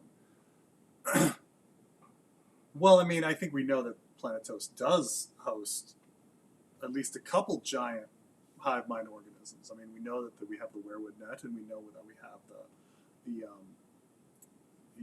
House of the Undying before at least Dany destroyed it. But yeah, this idea that the green dreams are close to the same idea from Guardians, like the tough voyaging story. So those that don't know what I'm talking about, there's a tough voyaging story where Tough goes to a planet that is it's a green planet. It's covered, and I think the people are trying to colonize it or something, but the monsters keep coming out of the ocean to destroy it, and they're trying to figure out what's going on. And because it's all sorts of different types of monsters, and Tough realizes that every organism on the planet is actually telepathically connected to each other in one giant hive mind, and that they're just trying to protect their world. And he calls the hive-minded collection Green Dreams. And so George kind of used the same concept here, where you've got the woods and the nature creatures, the children of the forest, the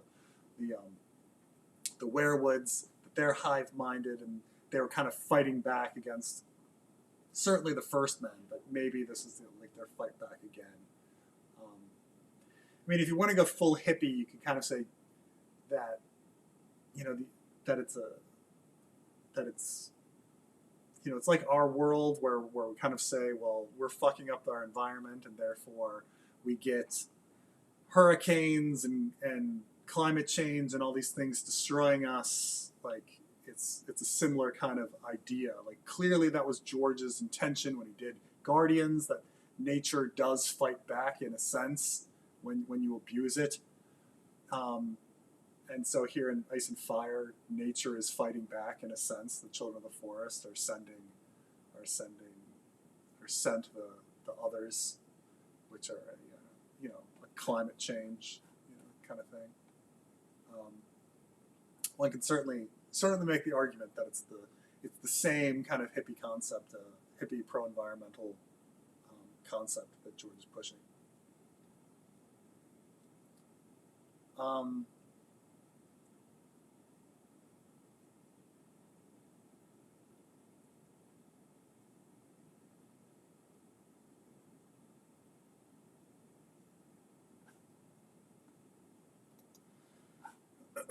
I believe that fire causes ice with teak. I feel teak was used to bring magma to the surface. Doom of Valyria, Hardhome 600 years ago, Summerhall, volcanic ash blocks sunlight similar to nuclear winter.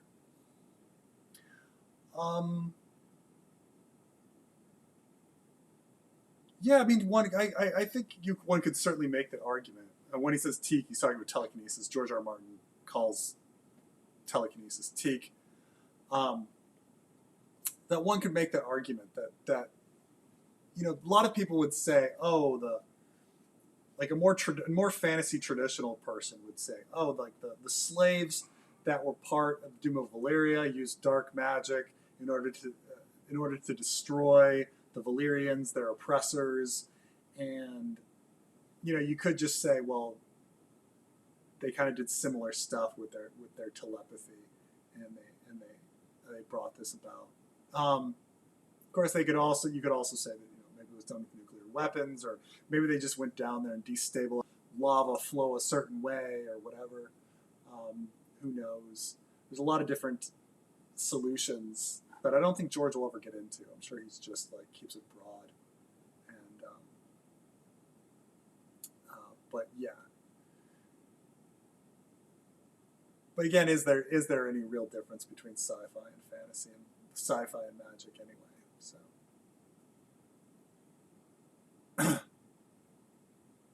Carmine, is this the brand that? I'm sorry?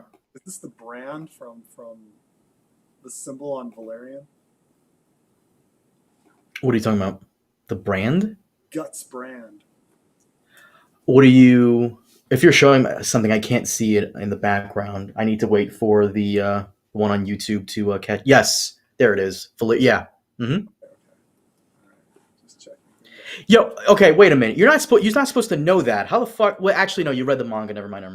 You read the first couple of chapters. I was about to say, hey, don't do what I did with Westworld. It's in like the first story. I know. I don't want you to get ahead of yourself and like skip several chapters down the line. So. Yeah. Convince Lisa Tuttle to take George back. He divorces his wife. She convinces him to move back to Bayonne, then dumps him. The Winds of Winter finished in 2 years. Yeah, I think that'd be a lot of distraction. That'd be a lot of distraction for him. What he needs is to. No, he actually. Oh, you're right. The dumping. So George describes. It's true that in his when George talks about his heartbreak period, where he has a couple bad dumpings in a row. He describes it as like the worst part of his life, but at the same time like the best writing of his life. And so he like produced all these incredible stories because he was just like depressed and like wanting to flow all of his pain into his writing. And so really like heartbreak is the thing that makes George George right. Now, in recent years, though, we've found that like all of his friends dying does not seem to speed him up. That like him feeling sad about his friends just kind of cripples him. So maybe it specifically has to be a romantic heartbreak that makes him want to write. I don't know, but yeah, it's it's hard. He just really needs to be locked in a room, which is what COVID did. But we need another COVID.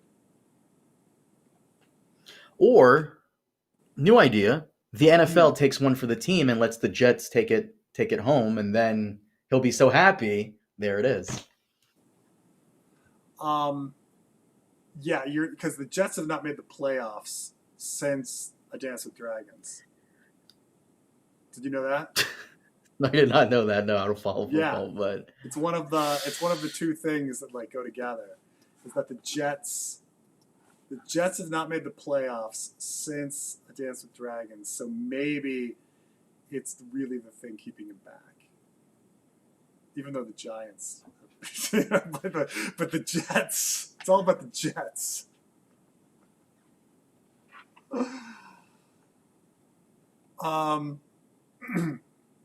I'm sure you've answered this question before. Which of George's earlier work would you recommend? I know a good bit about his other work from your videos, but have never read any of them. I think that you like. It depends if you just want a good story versus like what I think gives insight on Ice and Fire. But generally speaking, you should read A Song for Leah, and you should read Sand Kings. Those are two of his best.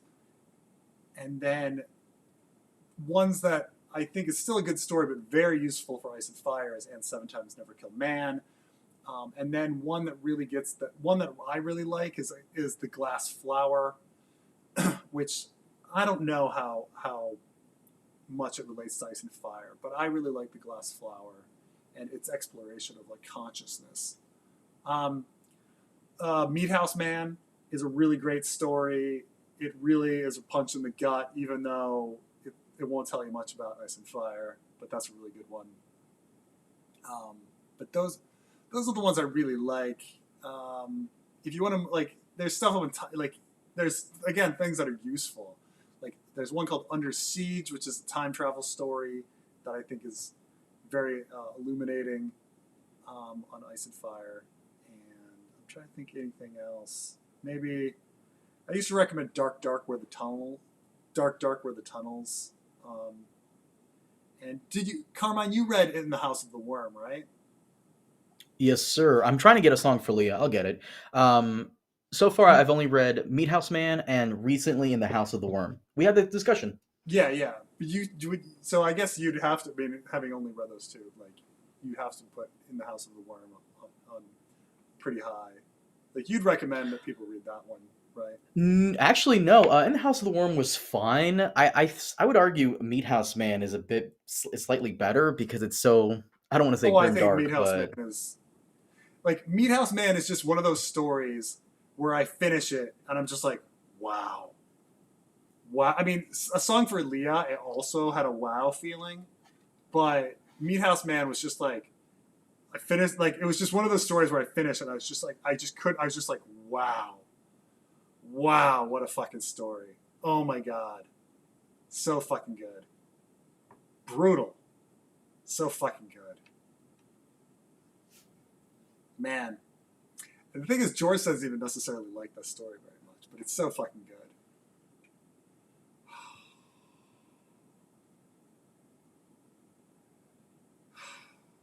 But yeah. Man.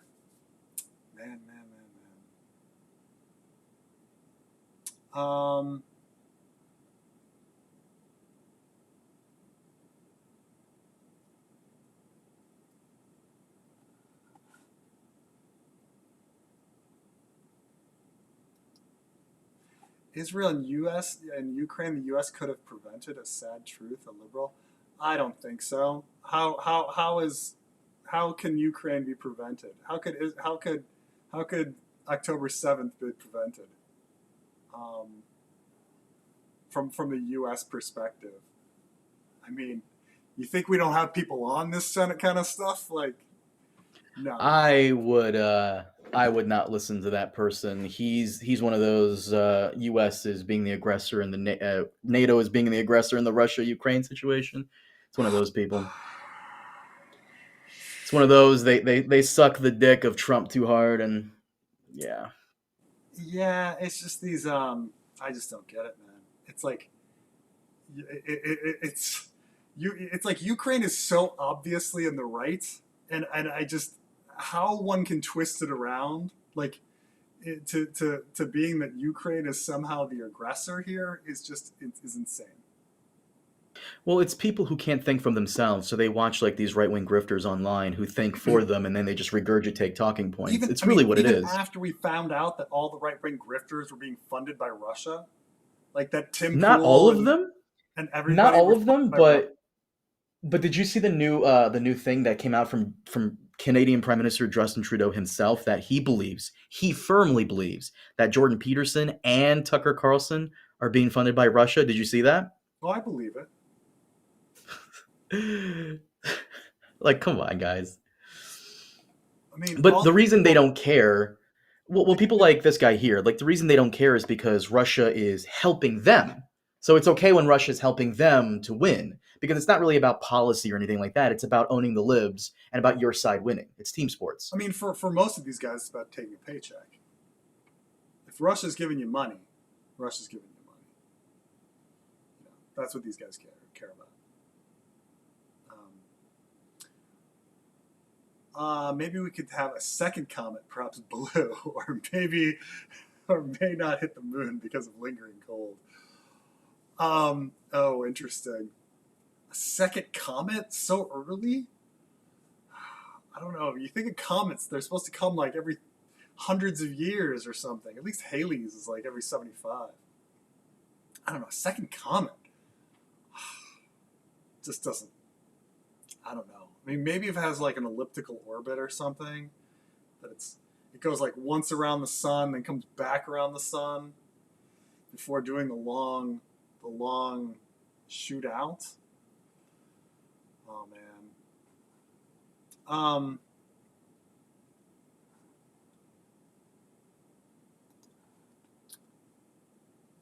OSHA doesn't give Rick into Davos, so she goes to Hardhome to get a 4-year-old wildling and a direwolf.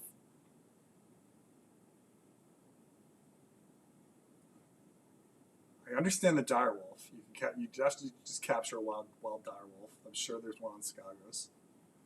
Okay. But would they buy that a random 4-year-old boy is Rickon? I mean, wouldn't he have to have, like,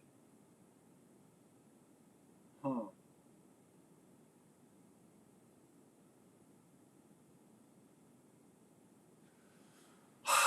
Thinking this through. Like, how much speech would he have? Could you just take a random? Pass him off as Rickon? If no one's to say... If no one's to say that Arya is a fake, who is to say Rickon is a fake? In fact, Arya has actually traveled to White Harbor. Like Manderley should know it's not Arya, but Rickon hasn't been anywhere. I suppose you're right, V2. I suppose you're right that he could probably grab, but he would at least have to know the common tongue, though.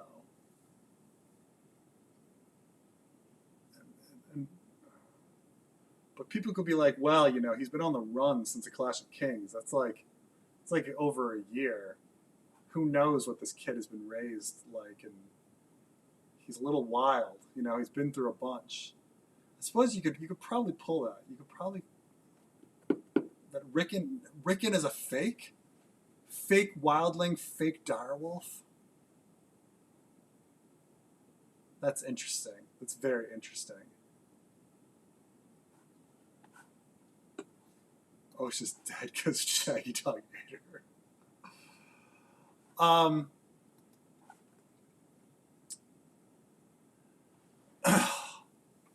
So what's really sad, Carmine, is that like I mean it's sad for America if Trump wins, but like that's it for Ukraine.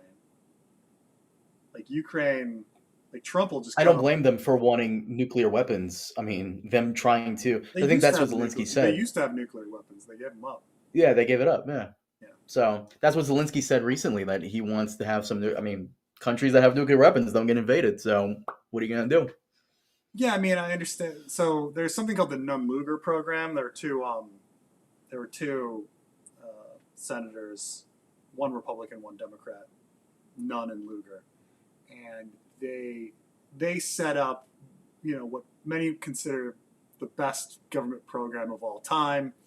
Um, it was a program that, in the wake of the fall of the Soviet Union, uh, like the Nunn-Lugar program went around and actually like hired and sponsored like ex-Soviet scientists in order to keep them out of from becoming, you know, being hired by terrorist organizations or terrorist states.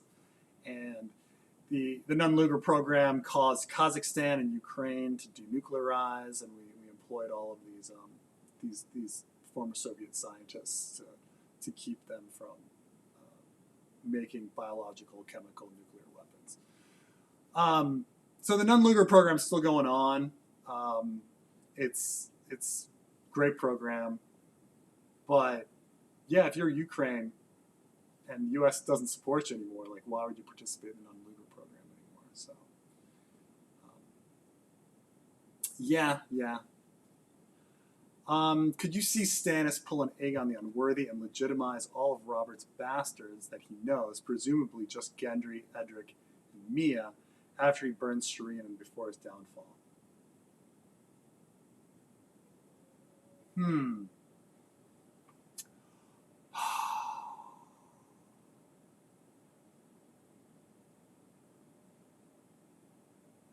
I don't know if Stannis would do that, but at the same time, who's if Stannis dies, who is to not say that Stannis has done this? Like you could just put all these words in Stannis's mouth and say, "Oh, he legitimized his bastards," you if you want. Um, the thing is like I'm trying to think of, again, like there's other kings and queens like floating around, but then again, why legitimize competition? Like if you're Sweet Robin and you become king, like in the fanfic, why legitimize Mia? If you are, if you are Daenerys and you somehow pick up Edric Storm, why legitimize him? I understand that like it happened in the show.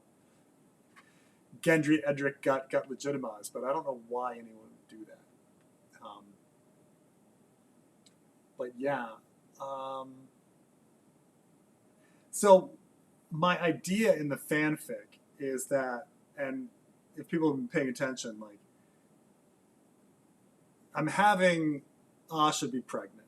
Okay, so Asha, she had Carl. Carl came inside her in the Wayward Bride, and she thought about that she needed to take Moon Tea, but she never got around to it. And so now it's the point where she's a little pregnant. She should be feeling sick. And so if you guys noticed in the chapter call, I make a reference to her period. Clayton Suggs makes a reference unknowingly to her period, or her lack thereof, really. Um, but my idea with Asha is that she can claim later on that she's actually carrying Stannis' baby, and that he promised to legitimize it or something like that, or and just totally lying that she's carrying Stannis' baby, and that he's legitimized, he's going to legitimize it, just to like cause trouble with some of these ideas. So, um,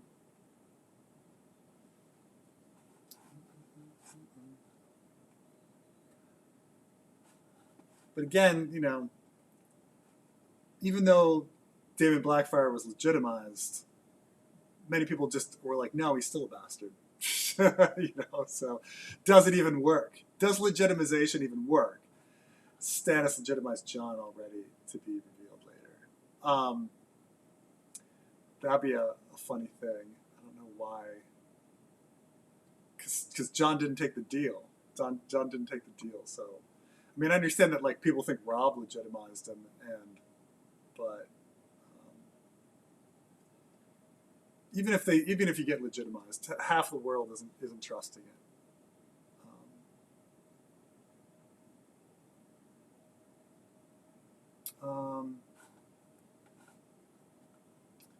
Wouldn't aggression be the ones on the one threatening them? Russia invaded another country. They invaded another country. There's no way here wouldn't the aggression be on the ones threatening them. They invaded another country. They're the aggressors. It's very fucking simple. They invaded a fucking country. There's there's no aggression on Russia here, okay? There's no aggression. If people are like, oh, like, conceptually one day maybe Ukraine would become part of NATO. That's not an aggression. You could become part of a defense pact. There's no, the only way it can be perceived as aggression is if you already think Ukraine is part of Russia, which many Russians do. That's the only way it can be seen as aggression. If you accept that Ukraine is an independent country, Russia invaded it. That's it. It's so fucking simple. There's no fucking going any, like, the only way you can get to this weird world of like Ukraine being the aggressor is if you like start being like, oh, this is a proxy war and Ukraine is a proxy state and America and Russia are in a proxy war. No, we're not. Russia invaded another fucking country. That's fucking it. That's it. It's as simple as that. There's nothing beyond it.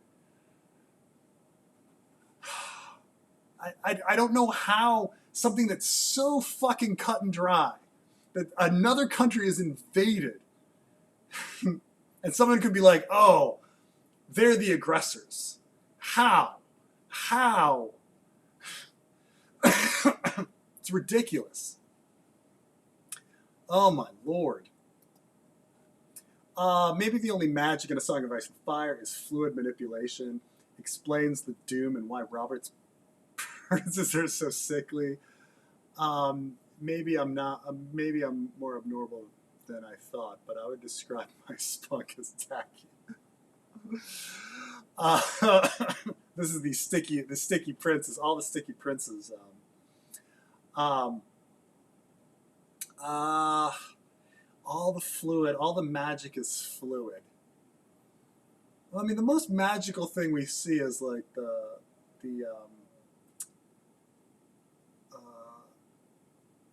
most magical stuff is like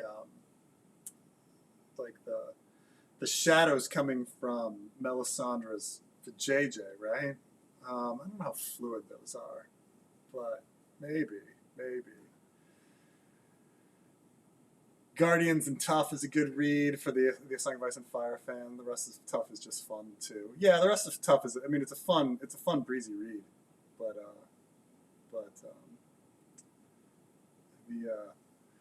but yes, Guardians is probably the one that is most useful for like understanding Ice and Fire. Just thinking about hive minds and George's basic philosophy on like environmentalism and things like that. Meathouse Man is basically just incel crying. It's true. It is. And that's kind of what makes it so brutal. Is at the end. It's at the end like you're just like, oh, he became full incel. Oh, like that's the brutal thing. Is like you have hope for the character the whole time, and then at the end, he totally just becomes full incel.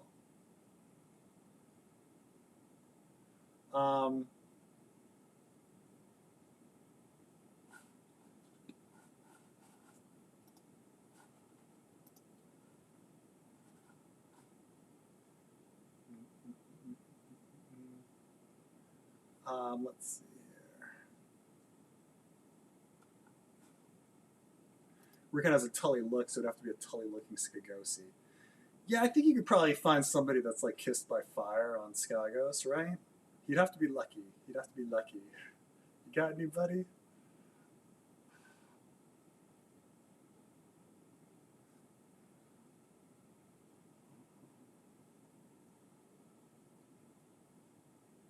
Um,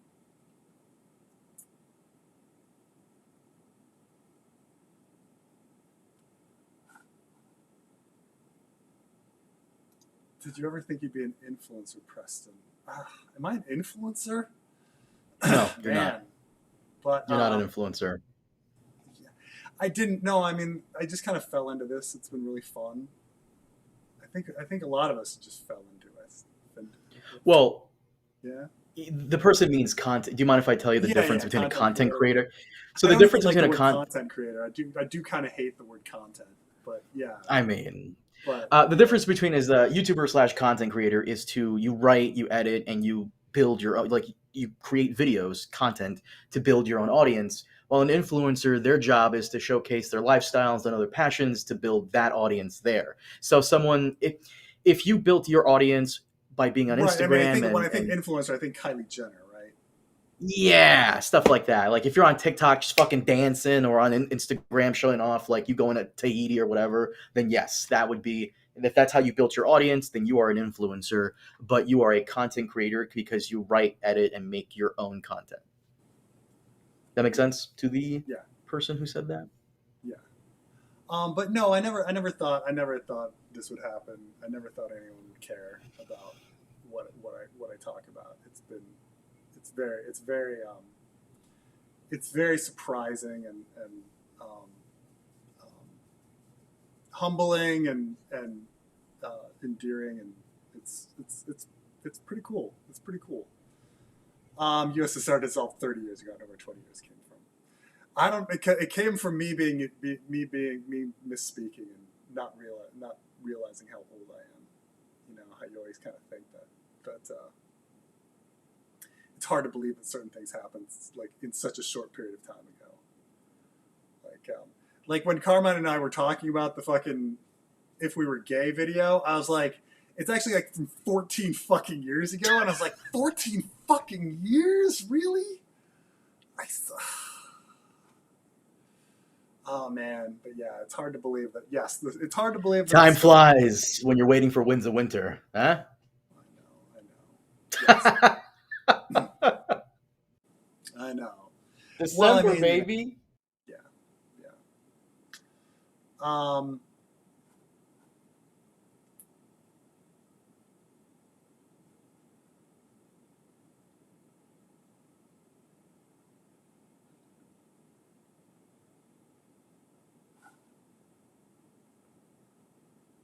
yeah. To be fair, the incel and meat house man, people were giving him platitudes to shut him up. It will work out next time. There's someone for everyone. It's not helpful advice. It's true, and he was not in a good position to even meet women. Um, but that's the whole thing. Like George plays with us a lot, especially with the economics of it all. Like, you know, he fully admits that the system is bad, but he also admits that like people's personal choices also get into stuff. So on the one hand, he admits that like the world is stacked against all of these people from Bayonne, New Jersey, who never made it out. But then again, he also has a hatred for them like sitting around being lazy, um, simultaneously. So new high level plan. Danny invades. Her followers die and are reborn as whites. Fire zombies versus ice, and they all die. If I had to perish twice, ice would be great and would suffice. It's just armies of the dead versus armies of the dead. Fire whites versus ice whites, in just one big fight of the dead. That would be I guess, but it'd be like clones versus droids. Um, yeah. Do you remember? Hey, by the way, your own Raid Shadow Legends?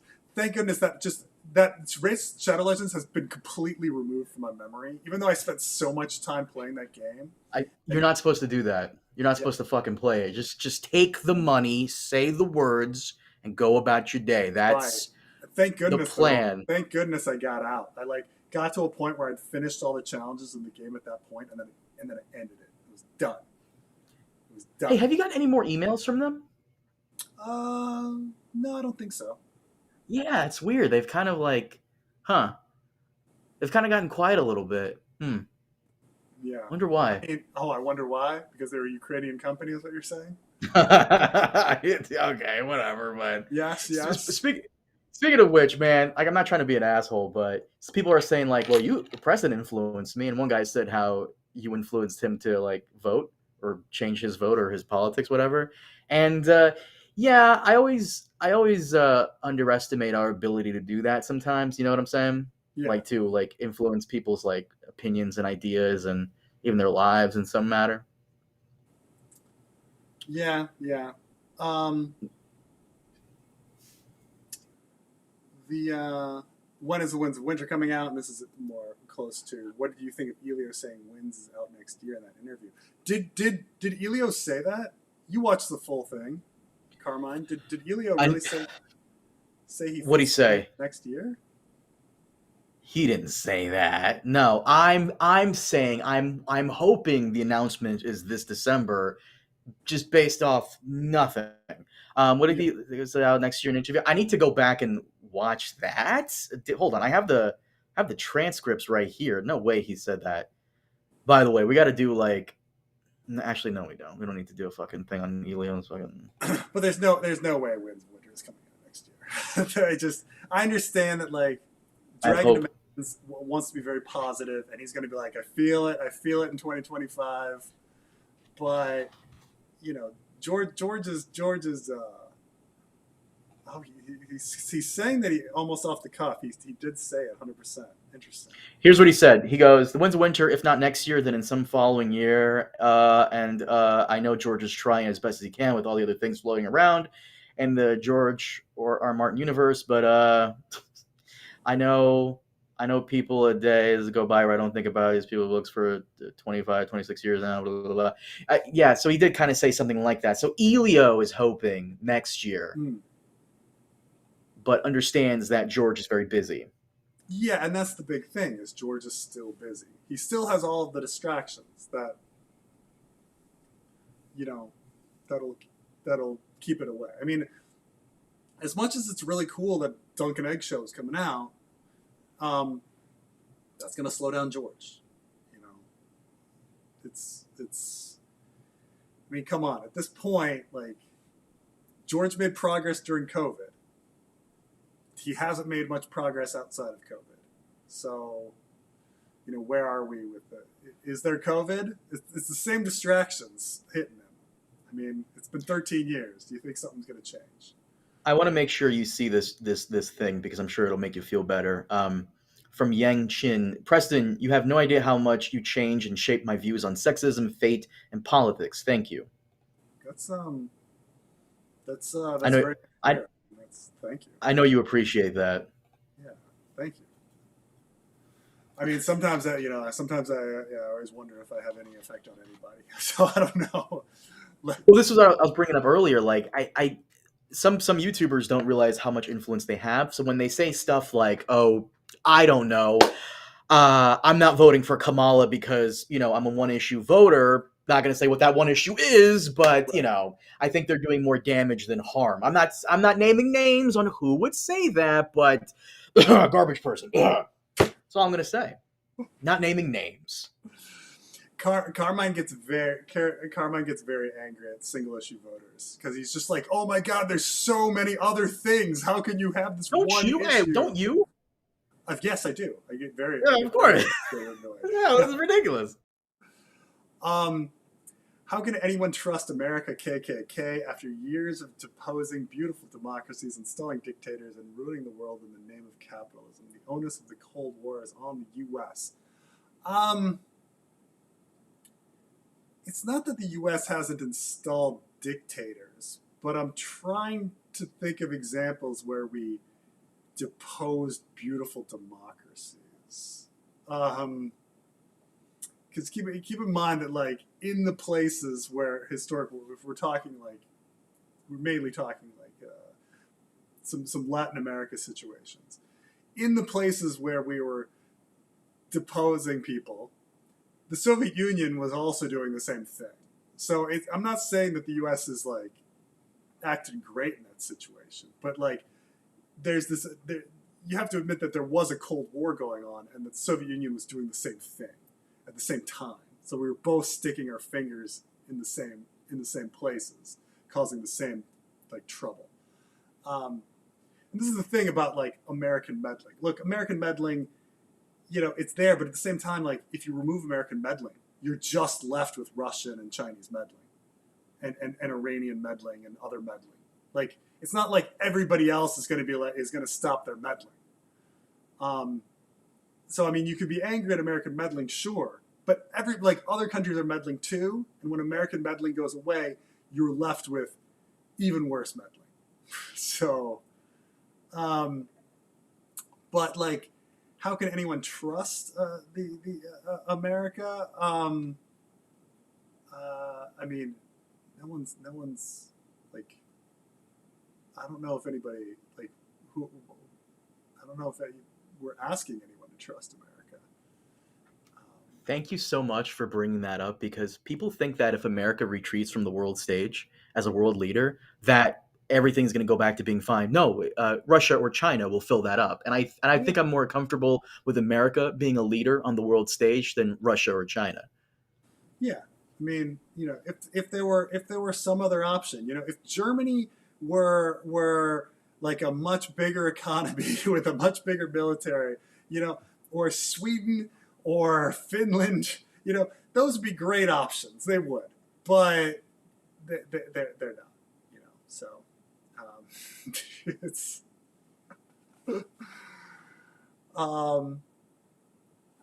but yes, the will we get Jon Snow and Val ending up together at the end of the story after her exile, if it's like the show?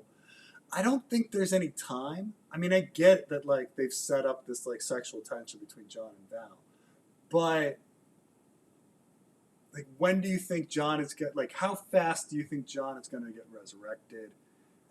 If you think Jon's going to get resurrected, and he's got to like bang Val really quick and then suddenly get into his mess with Dany, right? So like, how much time do you got? I suppose you could argue like second half of the Winds of Winter is for some Jon and Val boning time, and then focus on quick turnaround for him to get with Dany or something. It's hard to say. Obviously it's there. Obviously they built it up a little bit, but yeah. What's the source of it? What was the name of the YouTuber that interviewed Elio? Culturescape. Culturescape. Fairly small channel. I'm honestly surprised that Elio did the interview. And I just the one, if I could tell Elio one thing, it would be, please, for the love of God, if you're going to do more interviews, invest in a decent microphone. For the love of God, invest in a decent microphone and get the guy to send you the questions ahead of time, so there's not a lot of ums and and oh, I don't know what I can't say, because that's at least a third of the video. He's just doing it for fun, so it's No, I actually like listening to Elio. I do. In fact, going into it, I was like, ugh. But towards the very end, I'm like, this was actually very insightful. I like listening to what he has to say, because he does have some insights. And he did reveal something that we didn't know, but now is kind of confirmed in regards to Daenerys. My single issue is pro-choice. Nothing else matters. I do think that there's certain issues that are strong enough to be somebody's single issue. I think the environment. I think abortion. I understand people who have that as their single issue. Carmine's really annoyed when it's Americans claiming that their single issue is Gaza, and it's not that if you were Hey, not. wait a minute. Carmine, you too. What the? Why are you throwing I me do. under the bus? What the? It's and the thing here. This is the thing. Like the thing with Gaza. Like I lived in the Middle East for 4 years. I care about Gazans a lot. I care about Gazans more than most Americans, more than nearly all Americans. I probably care about Gaza more than the virtue signaling person on Twitter claiming that they care about Gaza. Okay, I actually know Gazans. I've spent time in Gazan refugee camps. Like I know, like I haven't ever been to Gaza itself, but I've been to the West Bank several times. It's an issue near and dear to me. But still, I'm an American, and there's a whole bunch of other issues that are very important. And even when you take Gaza by itself, Kamala is a better position on Gaza than Trump. Like you're talking like a much better situation for Palestinians with a Kamala presidency than a Trump presidency. I mean, it's very clearly the cable car situation where you have one person on a cable car and 5 people on the cable car. Which way do you send the cable car? Well, you send it towards the one person. I'm not saying that it's a future that doesn't have any death, but it's a future that has a lot less death. But even if it were the reverse, and somehow Trump was a better situation for Gaza, like that's not my one issue as an American. Like, and I care a lot about Gaza, like, but I just don't believe virtue signaling people on Twitter that claim that like Gaza is the straw that breaks the camel's back, and it's the only or it's their one issue. Like I just don't believe it. Like they didn't care about Gaza before. I mean, look. Sometimes I'm not saying this is a lot of people who care about the Gaza situation, but sometimes it feels like it's more about hating on Israel than really caring about Gaza. That's what it feels like to me sometimes. Yeah. So, and do you mind if I go into this I mean, just for like 1 minute? It's a hard Is that all thing right? in the world when it's a hard thing in the world when, on the one hand, like real legitimate anti-Semitism exists, and then on the other hand, Israel also acts abysmally. Like those two things are really Yeah, tough, 100%. right? Like, so like. No, you're not wrong. And two things can be true at the same time. But for me right now, it's these people saying this dumb bullshit about like not voting for Kamala for this reason. I think for this election, maybe shut the fuck up and wait until she wins, then start complaining. Because what's the point in being like America bad, Democrats bad, Democrats are the same? What's the point in doing that? Like that's just this is like our discussion of Battlestar Galactica. Like, holy shit, guys, the Cylons are trying to kill us all. Okay, can we fucking stop fighting amongst ourselves? No, that's basically it. Look, again, if you want to criticize the United States, if you want to do this, that's perfectly fine. Go for it. I'm not saying you can't. What I am saying is maybe, just maybe, wait until after the election. Let's win this battle, and then we'll do civil war again. That's all I'm saying. Let's defeat Thanos, then we'll do civil war. That's all I'm saying. Preston and Carmine, I'm a huge fan of yours. I recently started my own YouTube channel with short stories I write. If you want to listen to some creepy stories, darker undertones. I will check you out. Darker undertones. I'm taking a look now.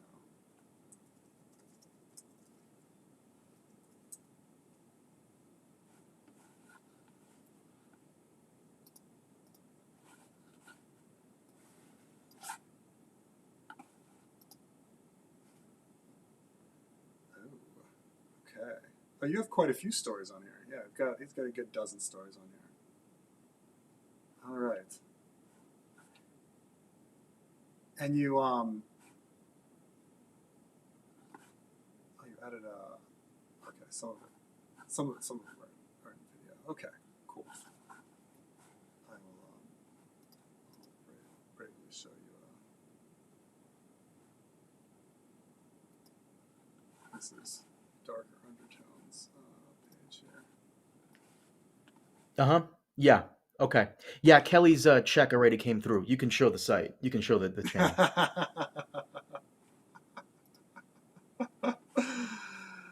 um, I'm kidding, of course. I'm kidding.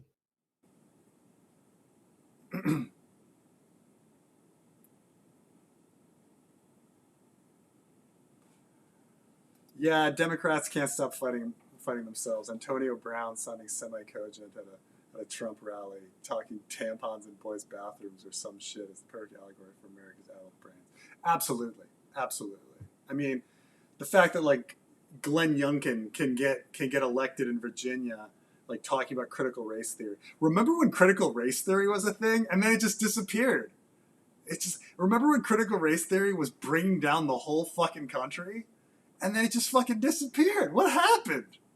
What happened? Like, it's almost as if it wasn't a real thing. So remember the Hunter Biden's laptop story? What happened to that? Like, and then it just disappeared. Just disappeared. Oh my god. It's like it was a made up thing. I think, and I think you can agree with me. This is why I have so much respect for you, and this is why I believe you're sincere. The people who are constantly saying they're not going to vote for Kamala because, single issue voter here, insert reason here, is because these people would never be affected by Trump's presidency. If Trump gets elected tomorrow, they're not going to be affected. I know a couple of guys who are pretty well off in terms of financial situations. I know a couple of guys who say that, who have no girlfriends or wives or anything like that. They're gonna be fine. And that's the funny thing is the people that I do see claiming these single issue things, one, they tend to be men.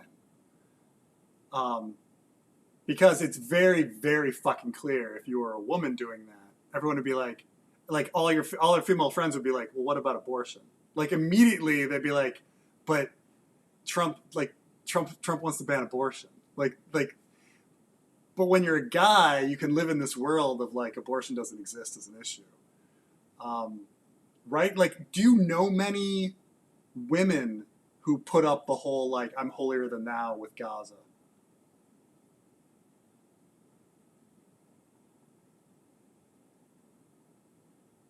Like, I don't come across that many. I don't know if any.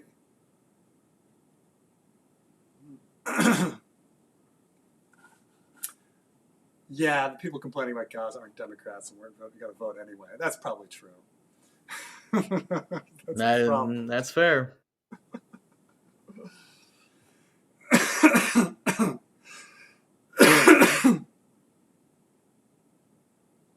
Oh no. I won't vote for anyone who doesn't believe R plus L equals J.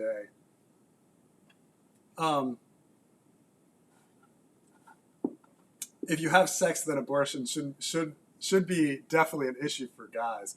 Yeah, these are guys that don't have sex. Remember, it's incel dudes. Because they're all talking about like the shift in young men to the right. Not that a majority of young men aren't still Democrats, but it's a lot less than it used to be. While young women are becoming much more Democrat. Like there's now I think there's like among adults, like the swing between men and women on party alignment is only like 6 or 7%, but like among young people, it's like 17% now.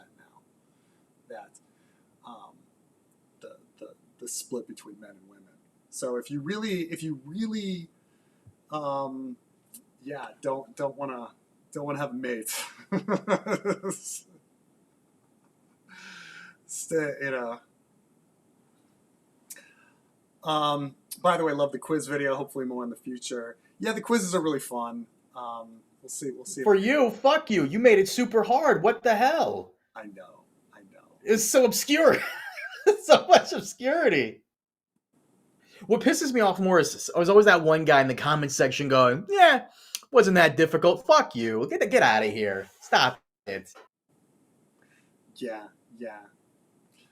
Um, it is hard to sometimes coordinate it all. Like sometimes it's really easy. Like I'll just be like, I think I did like a while back. I did a video where I was just on Discord and I was like, Trey, give me a call right now. And he's like, okay. And it was like, boom, we did a trivia thing. But this one was harder because we had to coordinate it with like three different people. So Someone in the comments of that video, they wondered like, huh, I wonder how many George would get right. I'm like, yeah, that's true. that's a, that you know. I mean, that was a really hard one. Shouldn't men support abortion to reduce child support? There's a lot of things men should support that they don't support because people like men don't think ahead and don't really. Um, it's yeah, it's ridiculous, but um, but it is really weird, like how much of the national dialogue has now been consumed with not just like abortion, but like childless people, like how childless people have now been presented as. I'm so sorry, as like less like I don't know, less American or less part of the state or something like that. Like like Carmine, you don't have any kids, um, and right now you I told me hope. that you don't plan on having them anytime soon, I if hope. at all. Jesus. Mm. But like, would you do you consider yourself like like not as invested in America as anyone else? You know, like Honestly, bro, I think we have too many people on this planet. Too many fucking people. That's my personal opinion. I know Elon and a lot of other people want more kids because they want slaves, but I just think we have too many people. yeah, he's really obsessed with that. It's very odd. It's very odd when it's interesting because like when they start talking about say like oh there's the birth rate's dropping and they start panicking, right, rather than the solution being hey, maybe we should have uh, more leave for people in the workplace, or more more paternity maternity leave, shorter hours, work at home flexibilities. Like rather than talking about that, it's always like we need to somehow convince the 29-year-old woman named Claire to like stop pursuing her career and decide that she needs to like pop out kids. Like it's never like a policy thing, like on like legitimate things you could do to make having children easier for Americans. It's no, it's this mindset thing. We need to somehow convince women that they need to stop being so independent. You know, the thing ruining our country are 29-year-olds named Claire. Like that's if only Claire would stop being so independent, everything would be everything would be better. Yeah.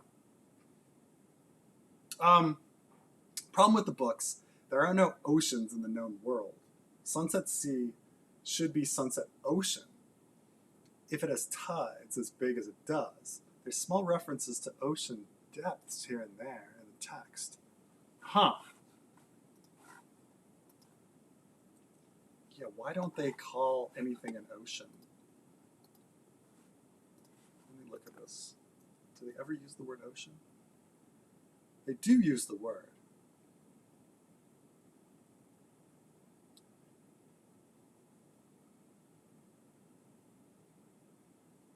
The ocean, the vast ocean of grass, deep as the ocean. So they talk about ocean abstractly, but they don't really say like that's the sunset ocean. Like they say the sunset sea. So it's like the ocean itself is all the seas or something.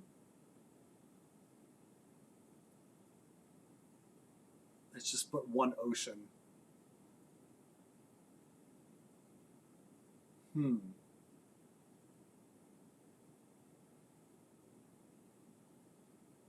And then Yeah. They should change. Yeah. These things George didn't think through. But there's so many little things to keep track of that yeah, George just can't get it all.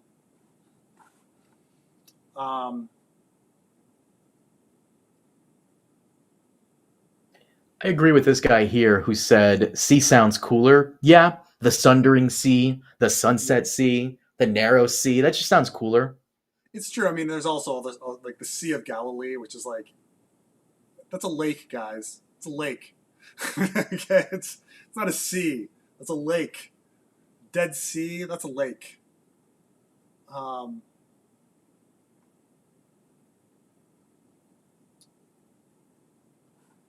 um, mm, um,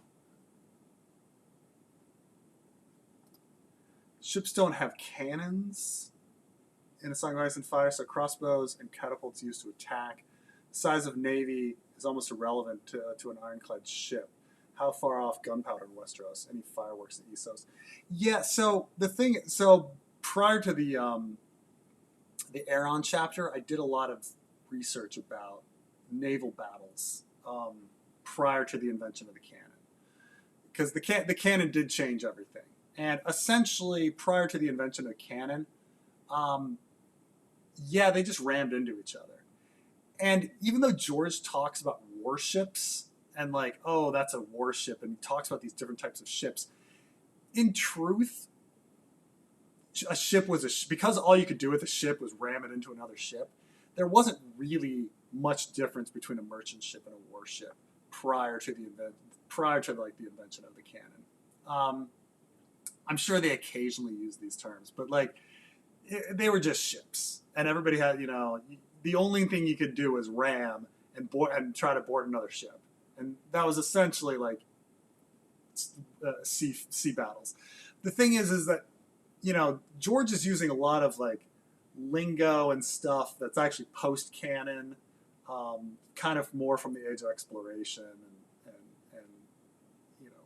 English and Spanish and Portuguese like sea dominating like eras rather than the Middle Ages.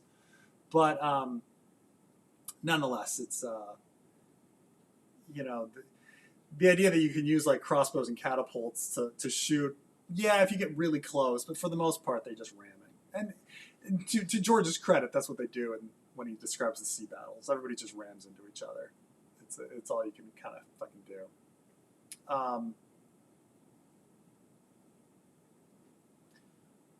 But how far off is gunpowder? Yeah, who knows? Who knows? All right. So Carmine, I'm gonna head to bed. You have any last things to talk about? I know No, I'm pretty. That's got that. on here. Huh? I know you're always like, you just got on. George R. R. Martin has gun whales before guns. That's true. That's true. There's a lot of things like that. Well, I wasn't gonna say that this time, I promise you. But we just recorded something yesterday. It's gonna be like a Patreon thing, but I'll be sure to put out some clips. I'm also gonna put out my own Elio podcast thing because that thing's an hour. And no offense to the YouTuber, I'm just gonna put up Spark Notes, all the important stuff Elio talked about. But of course, everyone should check it out. Yeah, that's pretty much it. What do you got? What do you got next? What are you putting out next? Because it's been a minute since you put something out. I'm probably gonna be doing some going over Game of Thrones, um, and that's about it in the short term until I get back to DR. Gotcha, gotcha. Maybe And some podcasts with you, so we'll see how it goes. you what? Maybe some podcasts with you. Yeah, just so everybody knows, we are watching Agatha. Preston just started Penguin. Hopefully, we can do a late to the party episode 2 with Berserk when Preston finishes Yeah, that. yeah. So We'll get Trey watch. on Yeah, that too. yeah. I caught up on Agatha, and I caught up on. Well, I'm not caught up on Penguin, but I'm getting there on Penguin and Berserk. So we're going to be talking about those things. So sounds good. All right, man. I will talk to you soon. Thanks, everyone.